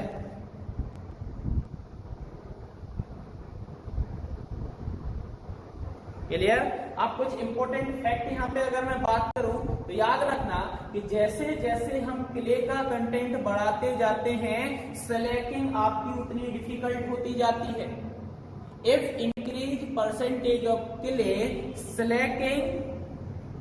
Slaking make Slaking difficult and increase क्या हो जाएगा, हाइड्रोलिक प्रॉपर्टी, और उसकी हाइड्रोलिक प्रॉपर्टी उतनी बढ़ती जाएगी। हाइड्रोलिक प्रॉपर्टी आपको पता है, वाटर की प्रेजेंस में सेट होना और हार्ड होना। क्लियर। तो वो आपकी प्रॉपर्टी यहाँ पे बढ़ती जाएगी।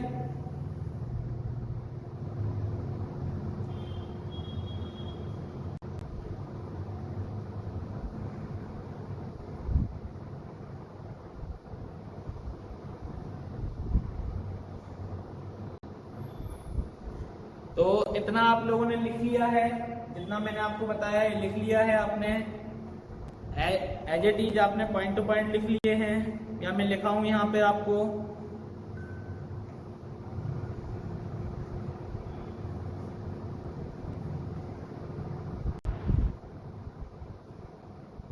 यहां तक आपने लिख लिया है।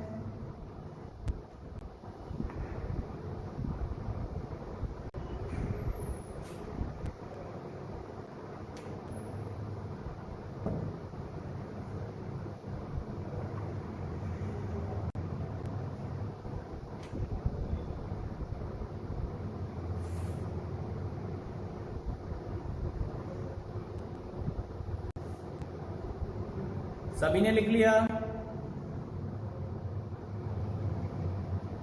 सभी ने लिख लिया है। तो अब थोड़ी सी बात करते हैं, ये जो 3 टाइप के आपने यहाँ पे पढ़े हैं हाइड्रोलिक लाइन। तो अब आप क्या करो, एक टेबल बनाओ। क्या करो, एक टेबल बनाते हैं। क्लियर। सबसे पहला आपका जो टेबल में कॉलम होगा that is serial number. Second आपका जो कॉलम होगा वो होगा आइटम का। ठीक है।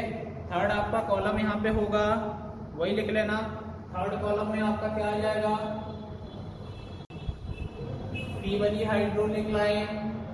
नेक्स्ट कॉलम में आ जाएगा आपका मॉडरेटली, और नेक्स्ट कॉलम में आपका आ जाएगा इमिनेंटली, एमिनेंटली। क्लियर। तो इस टाइप की एक टेबल बना लो आप, जल्दी से बना ली।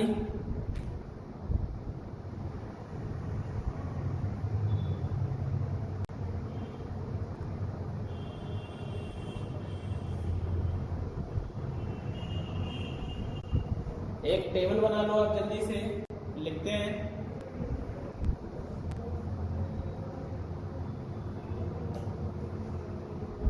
बना लिए टेबल।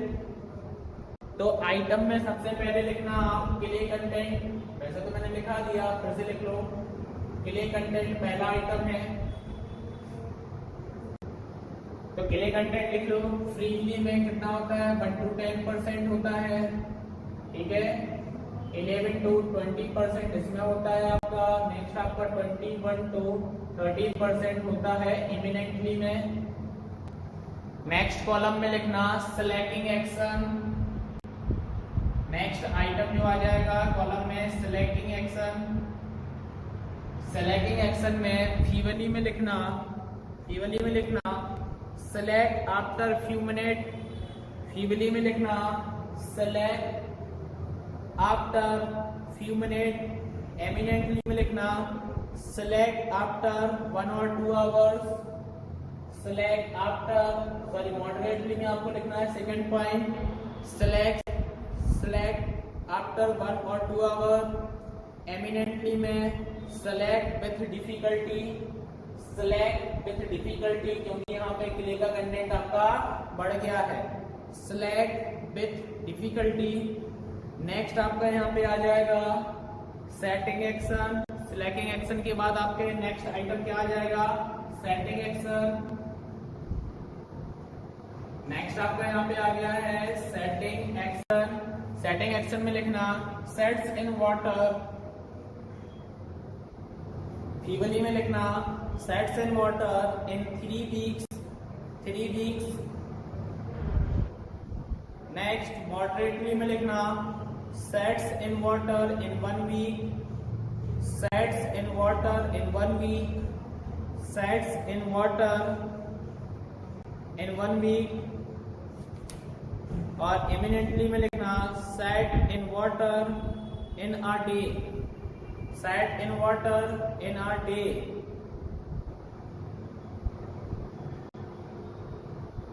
नेक्स्ट लिखना यूज, आइटम में आपका क्या आ जाएगा, यूज आ जाएगा, uses.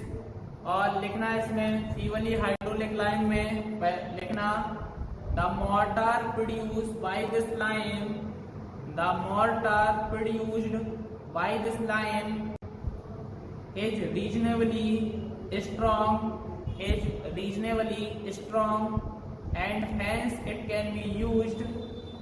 and hence it can be used for ordinary masonry work,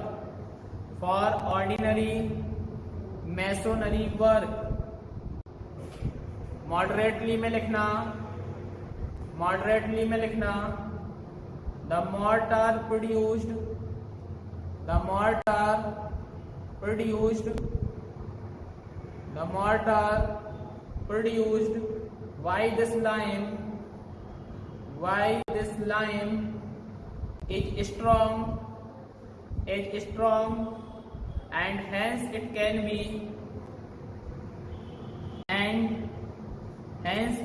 be used for superior type of masonry work,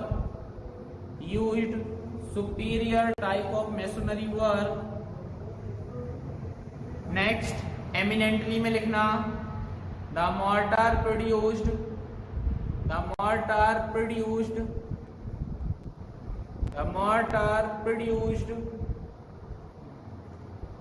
by this lime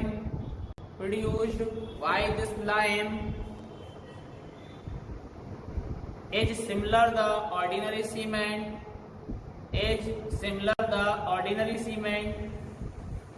and hence it can be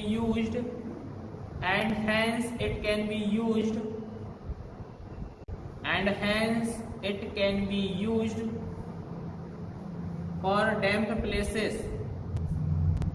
for damp places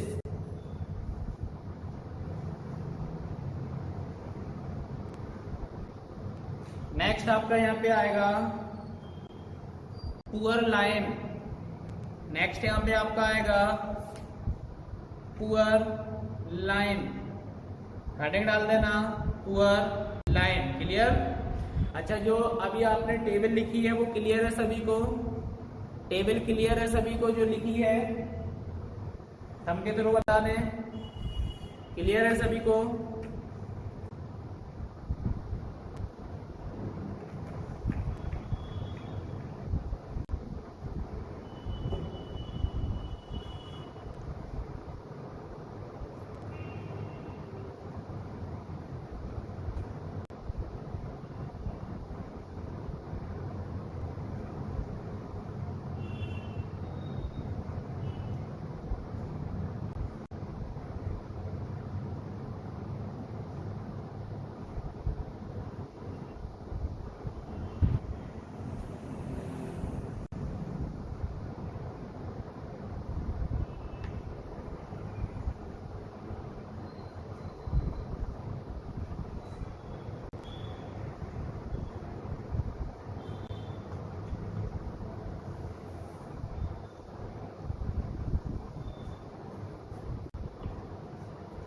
next अगर आप बात करें specification of the line, इसकी बात करें specification of the line, लिखना heading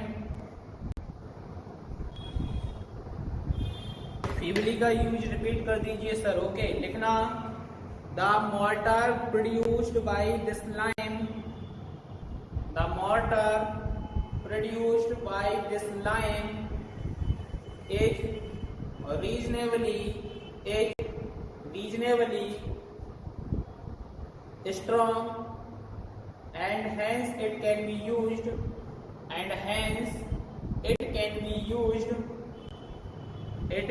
used for ordinary masonry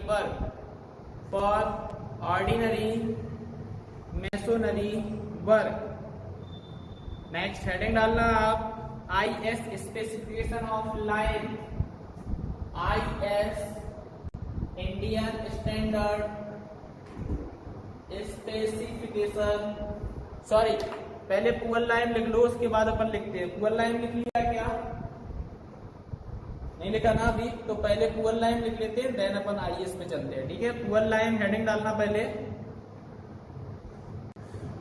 भूल गया था मैं कि पुअर लाइन नहीं लिखा है, अभी लिखना पुअर लाइन। क्लियर। अब पुअर लाइन से आपको मैंने क्या बताया था कि पुअर लाइन को आप एक नाम से और जानते हो, दैट इज इम्प्योर लाइन। तो जहां पर लेस इंपोर्टेंट कंस्ट्रक्शन वर्क होते हैं, used here less importance, जहां पर इतनी ज्यादा इंपोर्टेंस नहीं होती है स्ट्रेंथ रिगार्डिंग या अदर फैक्टर्स के रिगार्डिंग, वहां पर आप पुअर लाइन को यूज करते हो। क्लियर। आप इसको एक नाम से और जानते हो, लीन लाइन। जैसे आरसीसी वर्क करते हैं तो उसके नीचे पीसीसी करते हो आप, ठीक है। ऐसे ही आप क्या करते हो, लीन लाइन। तो इसको लीन लाइन के नाम से भी जाना जाता है। अब लीन लाइन क्यों बोला जा रहा है, क्योंकि पुअर लाइन में जो आपका क्ले कंटेंट होता है ग्रेटर देन 30% होता है। अब 30% से ज्यादा आपका क्ले हो गया, स्लैगिंग वगैरह सारी प्रॉपर्टी यहाँ पे क्या हो जाएगी, बिगड़ जाएगी आपकी, ठीक है। वेरी पुअर मोर्टार बनता है अगर आप पुअर लाइन को यूज करते हो, तो क्या होगा आपका, मेक वेरी पुअर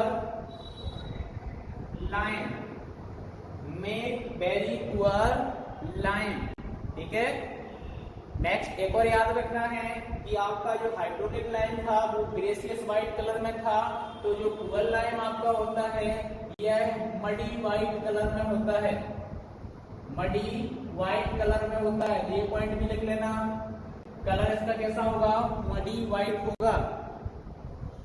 कलर कैसा है आपका, मडी व्हाइट कलर है इसका।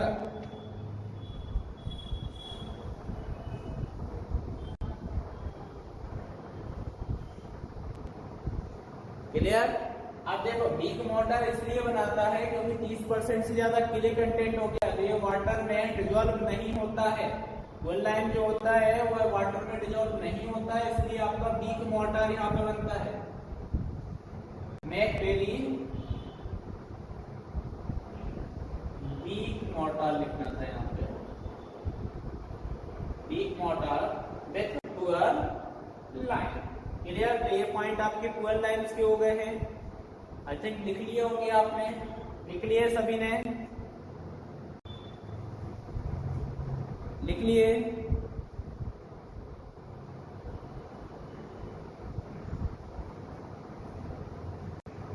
पॉइंट आप सभी ने लिख लिए हैं। तो आप नेक्स्ट हेडिंग यहाँ पर डालना, Indian standard specification of line, and according to BIS 712/1984, according to BIS 712/1984 third revision.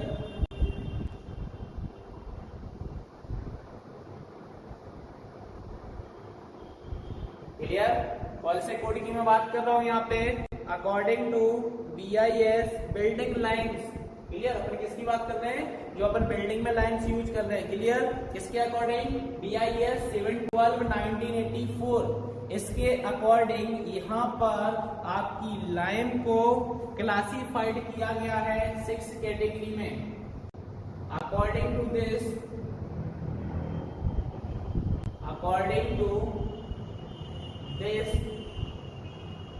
Line classified in 6 category. Clear?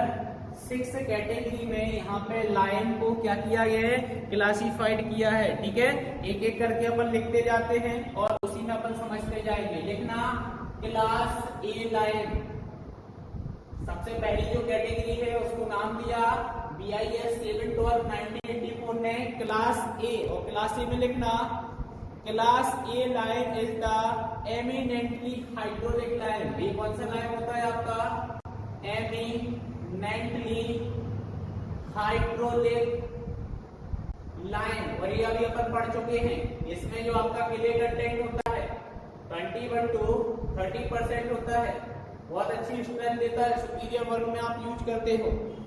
Which is used for structural purpose, which is used for structural purpose।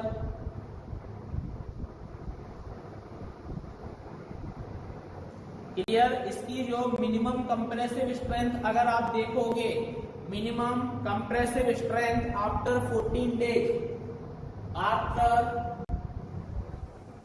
14 days जो यहाँ पे आपकी minimum compressive strength होगी, कितनी होगी आपकी यहाँ पे 1.75 Newton per mm square, 1.75 Newton per mm square.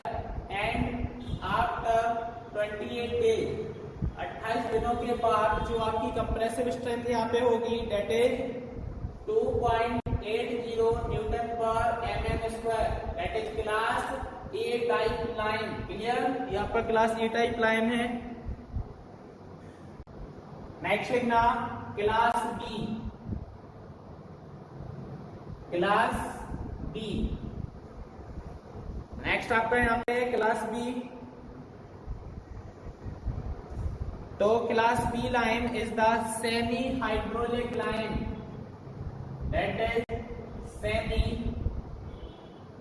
Hydraulic line, semi hydraulic line which is used for mortar, which is used for mortars of masonry work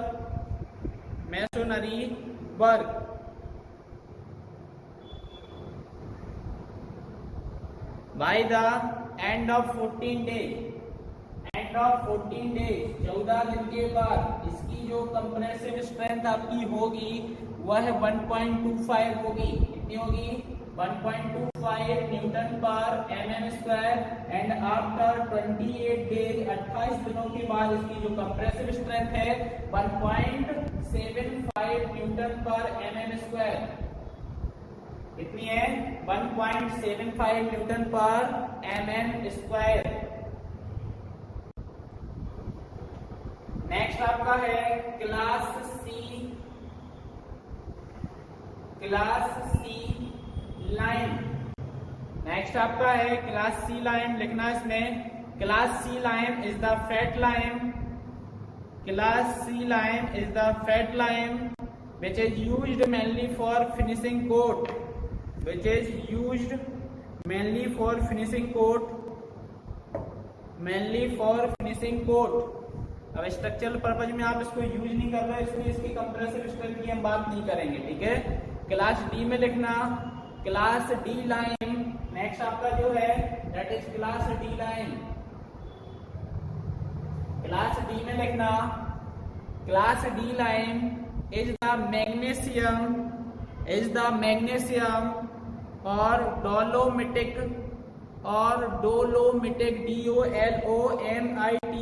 डोलोमिटिक line which is used for finishing coat in plastering, which is used for finishing coat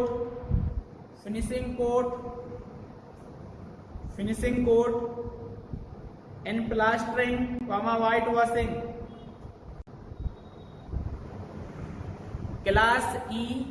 class E line में लिखना class ई में class E line is the canker line. ये कौन सा line कहलाता है? Class ई canker line कहलाता है। क्लास ई जो कहलाता आपका कैंकर लाइम आपका कहलाता है, ठीक है, that is canker lime.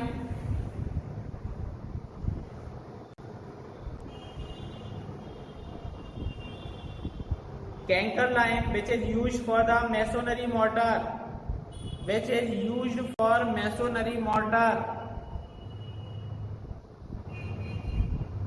Next है आपका क्लास एफ, क्लास एफ। तो क्लास एफ जो आपका होता है that is siliceous dolomitic lime. Class F आपका जो होता है that is siliceous dolomitic lime, siliceous dolomitic lime which is used for undercoat and finishing coat of plaster, which is used for undercoat and finishing coat of plaster।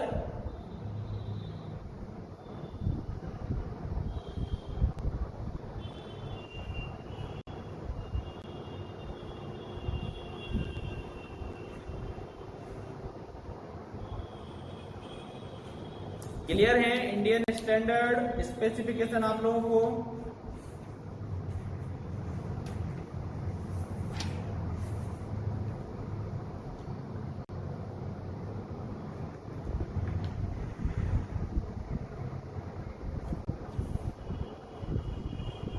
Next heading डाल देना, test for lime, test for lime. तो यहां पे जितने भी test किए जाते हैं देखते हैं।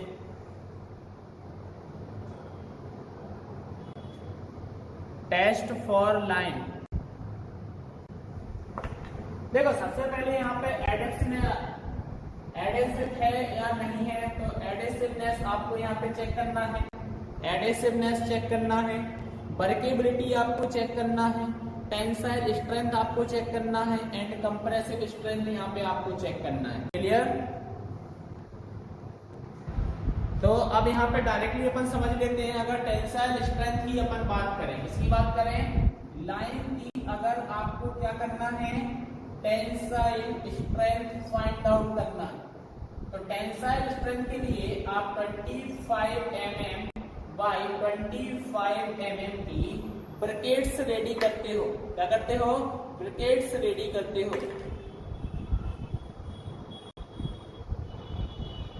क्या करते हो?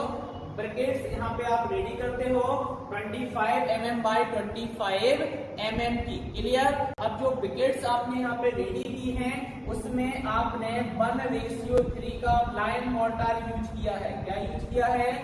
Line mortar means 1 part of lime, 1 part of lime and 3 part of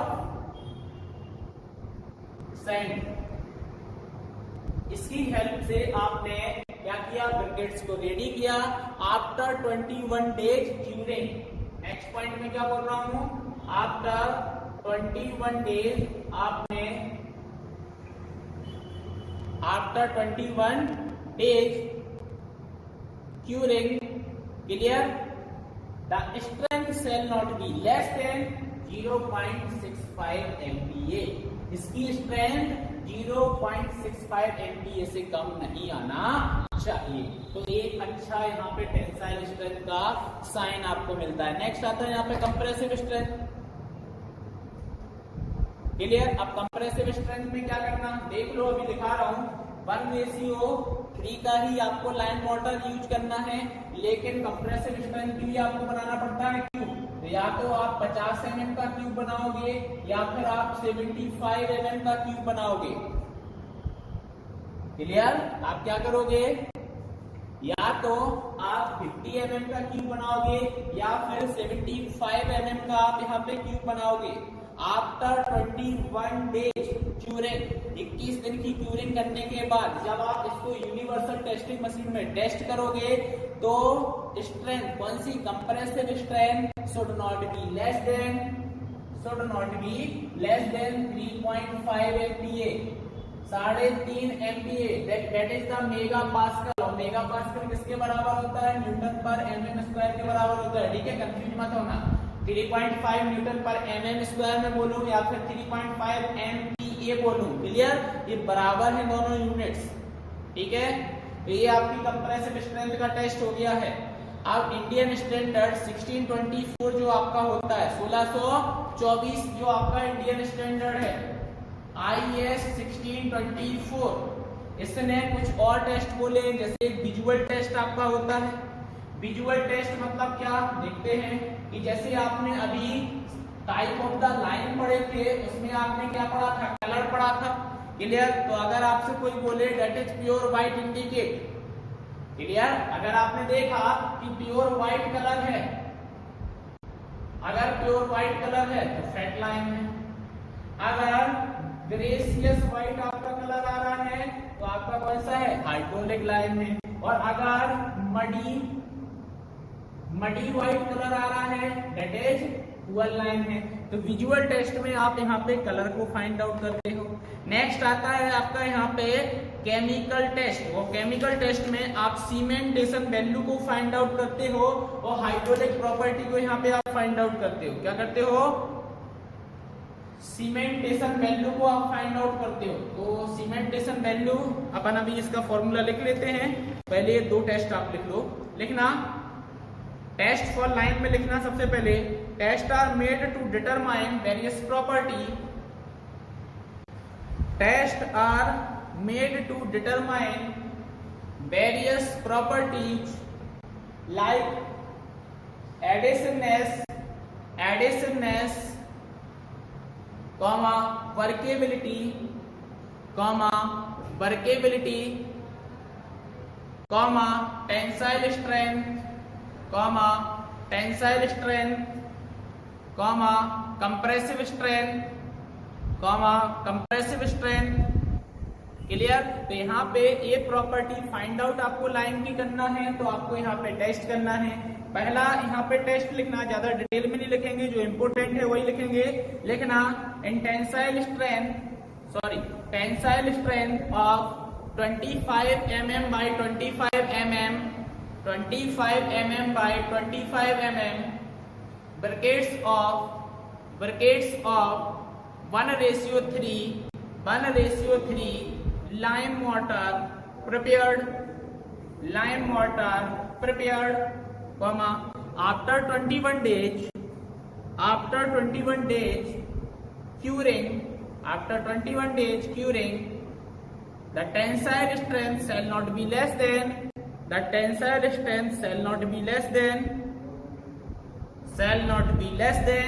0.65 MPa, 0.65 MPa। कितनी टेंसाइल स्ट्रेंथ की बात की मैंने, 0.65 MPa,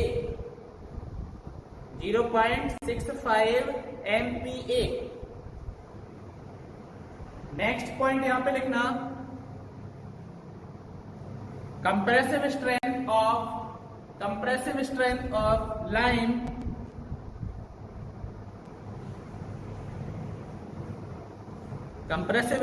ऑफ लाइन, कॉमा लगा के लिखना 1:3 lime mortar used and prepare 50 mm to 75 mm side cube, 1:3 lime mortar prepared 50 mm to 75 mm side of cube after 21 days curing shall not be less than, after 21 days curing the compressive strength shall not be less than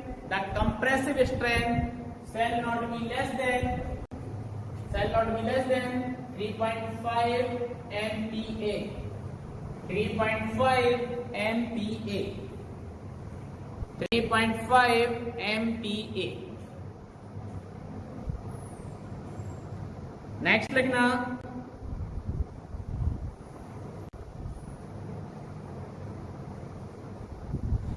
next point लिखना Indian standard 1624 code Indian standard 1624 code has recommended the following test of line has recommended the following test for line. और पहला जो test यहाँ पे आता है that is visual test.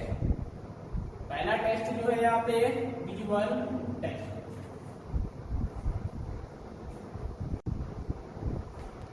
तो visual test में लिखना the line sample should be पहला लिखना पॉइंट प्योर व्हाइट।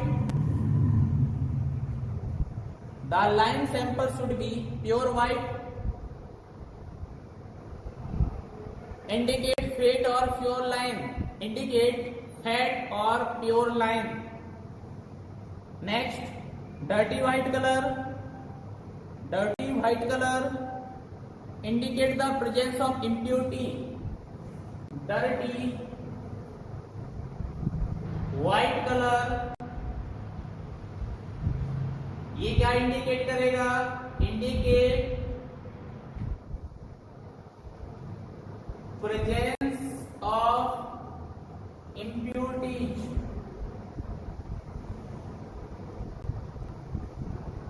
ठीक है। नेक्स्ट है आपका केमिकल टेस्ट। केमिकल टेस्ट लिखना है इसमें this test is performed to determine the cementation value and hydraulic property of lime. Cementation value और हाइड्रोलिक प्रॉपर्टी ऑफ लाइम। तो केमिकल टेस्ट में आप सीमेंटेशन वैल्यू को फाइंड आउट करते हो और हाइड्रोलिक प्रॉपर्टी को आप यहां पर फाइंड आउट करते हो। कैसे करोगे फाइंड आउट? तो लिखना 2.8a plus 1.1b plus 0.7c plus 0.7c divide by capital D plus 1.4e। That is the formula for find out cementing value. यहाँ पर कैपिटल A जो है वह है क्या है? सिलिका कंटेंट है। क्या है आपका? सिलिका कंटेंट है। कैपिटल B आपका जो यहाँ पर है वो एल्यूमिना कंटेंट है। क्या है आपका? एल्यूमिना कंटेंट है। Where A is silica content, B is alumina content, C is ferric oxide।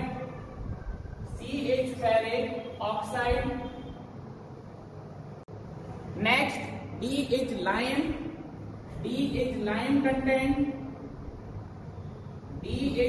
content और last one is E that is magnesia content।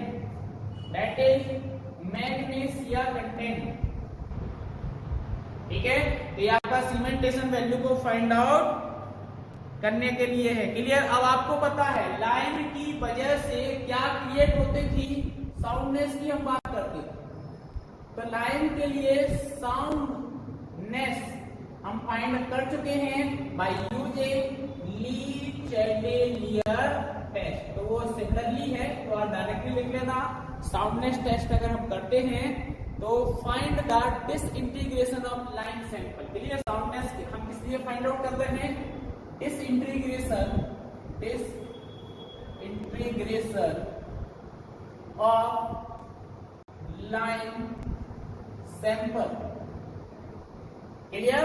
तो इसके लिए साउंडनेस टेस्ट को परफॉर्म करना पड़ता है by using the Le Chatelier apparatus. Clear? हम क्या यूज करते हैं? ली चैटेलियर एपरेटस यूज करते हैं। ठीक है।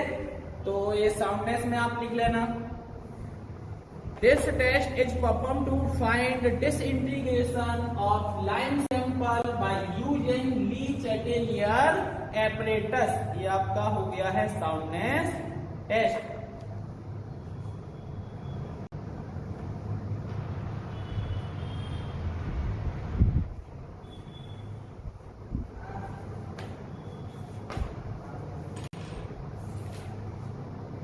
क्लियर। अब नेक्स्ट आता है यहाँ पे हाइड्रोलिक एसिड टेस्ट। नेक्स्ट आपका है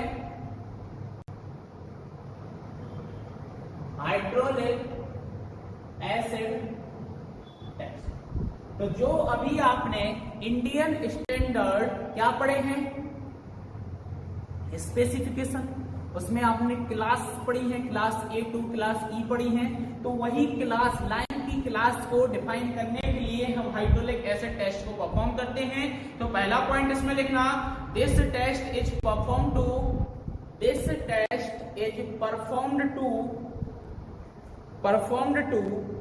assess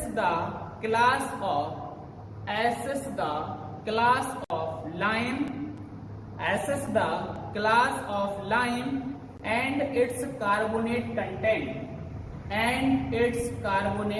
content। अब करना कैसे है, तो हम क्या करते हैं, लाइम सैंपल को एक टेस्ट ट्यूब में लेते हैं। क्या लिया, लाइम सैंपल को एक टेस्ट ट्यूब में लिया। इसमें हमने जैसे फॉर एग्जांपल ये आपका यहाँ पे लाइम आ गया है, इसमें आपने वाटर को क्या कर दिया है, ऐड कर दिया है साथ में। अब क्या किया, इसमें एक रॉड आपकी होती है, उस रॉड से कंटिन्यूअसली स्ट्रेन आप करते रहे इसको, और इसको अनडिस्टर्बली 24 आवर्स के लिए छोड़ दिया। अब यहाँ पे कंडीशंस हैं कि जो आपने अनडिस्टर्ब छोड़ा है 24 घंटे के लिए, अगर वो क्या हो जाए, थिक जेल के फॉर्म हो जाए, थिक जेल में क्या हो जाए, फॉर्म हो जाए, इसमें फॉर्म हो जाए, थिक जेल में फॉर्म हो जाए और वह फ्लो ना करे। मैं क्या बोल रहा हूं, डज नॉट फ्लो, बहना नहीं चाहिए, ऐसा आपका जो लाइम होता है that's called the eminent hydraulic lime. Clear, class A lime आपका कहलाएगा। अगर आपका जेल यहाँ पे फ्लो हो रहा है, अगर यही जेल अब क्या हो रहा है, फ्लो हो रहा है, that's called the feebly lime. क्या कहलाएगा आपका, फीबली लाइम कहलाएगा। और अगर जेल का फॉर्मेशन ही नहीं हुआ तो नॉन हाइड्रोलिक लाइम, उसमें हाइड्रोसिटी की प्रॉपर्टी है ही नहीं है। क्लियर, जेल का फॉर्मेशन नहीं हो रहा है मतलब हाइड्रोसिटी की प्रॉपर्टी उसके अंदर है ही नहीं। ठीक है, तो नो हाइड्रोलिक लाइम, वो हाइड्रोलिक लाइम आपका नहीं होगा।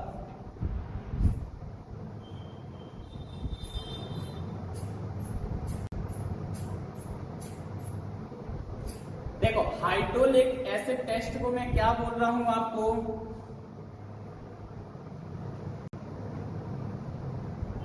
हाइड्रोलिक एसिड टेस्ट को मैं ये बोल रहा हूं आपको कि यहां पर अभी जो आपने इंडियन स्टैंडर्ड स्पेसिफिकेशंस पढ़े हैं, उन स्पेसिफिकेशंस में जो आपने क्लास पढ़ी थी लाइन को कैटेगरी करने के लिए, class A to class E, clear, तो उनके लिए जो यहाँ पे टेस्ट होता है that is the hydraulic acid test. इसमें क्या करना है, टेस्ट ट्यूब आपको लेना है, उसमें आपको लाइम सैंपल लेना है, वाटर को ऐड करना है और उसको पूरा वाटर के साथ मिक्स कर देना है। देन हम 24 आवर्स के लिए उसको अनडिस्टर्ब्ड स्टेज में छोड़ देंगे। उसके बाद अगर हम देखेंगे कि उसका वाटर, जो लाइम आपने वाटर में ऐड किया, अगर वो थिक जेल के रूप में अगर फॉर्म अगर हो गया है और वह बिल्कुल भी फ्लो नहीं कर रहा है, थिक जेल बन गई है, जैसा आपका ग्लू होता है थिक जेल के फॉर्म में, क्लियर, ऐसा अगर आपका हो गया है that is eminent hydraulic lime. अगर जेल का फॉर्मेशन हुआ है लेकिन वो साथ में अब फ्लो कर रहा है, मतलब बह रही है, क्लियर, तो ऐसे लाइम को हम बोलते हैं फीबली हाइड्रोलिक लाइम। और अगर जेल का फॉर्मेशन नहीं होता है that's called non hydraulic lime, मतलब उसमें हाइड्रोलोसिटी की प्रॉपर्टी नहीं है, वो वाटर के साथ अगर मिल भी जाएगा तब भी उसमें सेटिंग और हार्डनिंग नहीं होगी। अभी क्लियर हुआ, सुरेश क्लियर है?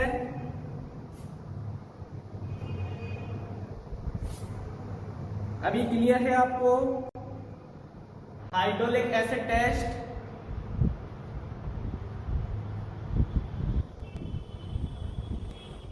क्लियर है तो लिखना फिर, lime sample is taken in a test tube, lime sample is taken in a test tube Next point, lime sample is taken in a test tube. Next point, this sample is stirred with a glass rod. This sample is stirred with a glass rod and left undisturbed for 24 hours. Left undisturbed for 24 hours.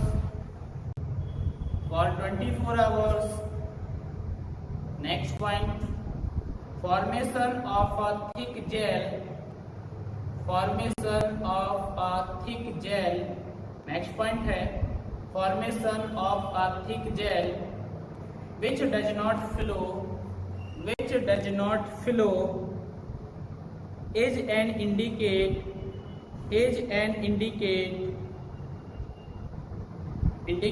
that sample is eminently hydraulic line.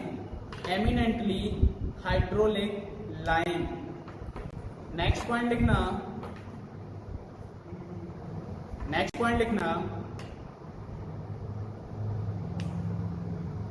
if the gel flow,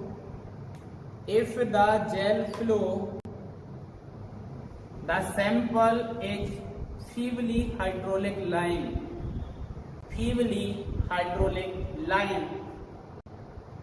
Next point है आपका, if no gel is formed, the sample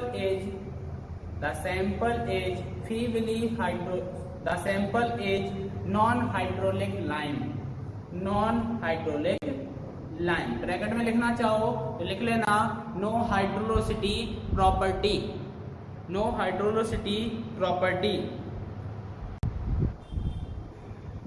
ठीक है, तो यहाँ पर आपका lime complete है. बस यहाँ पे आपको दो चीजें और लिखनी है. एक good for the preparation of GATE central and state assistant engineer and junior engineers exam, subscribe the channel Navigate Institute now.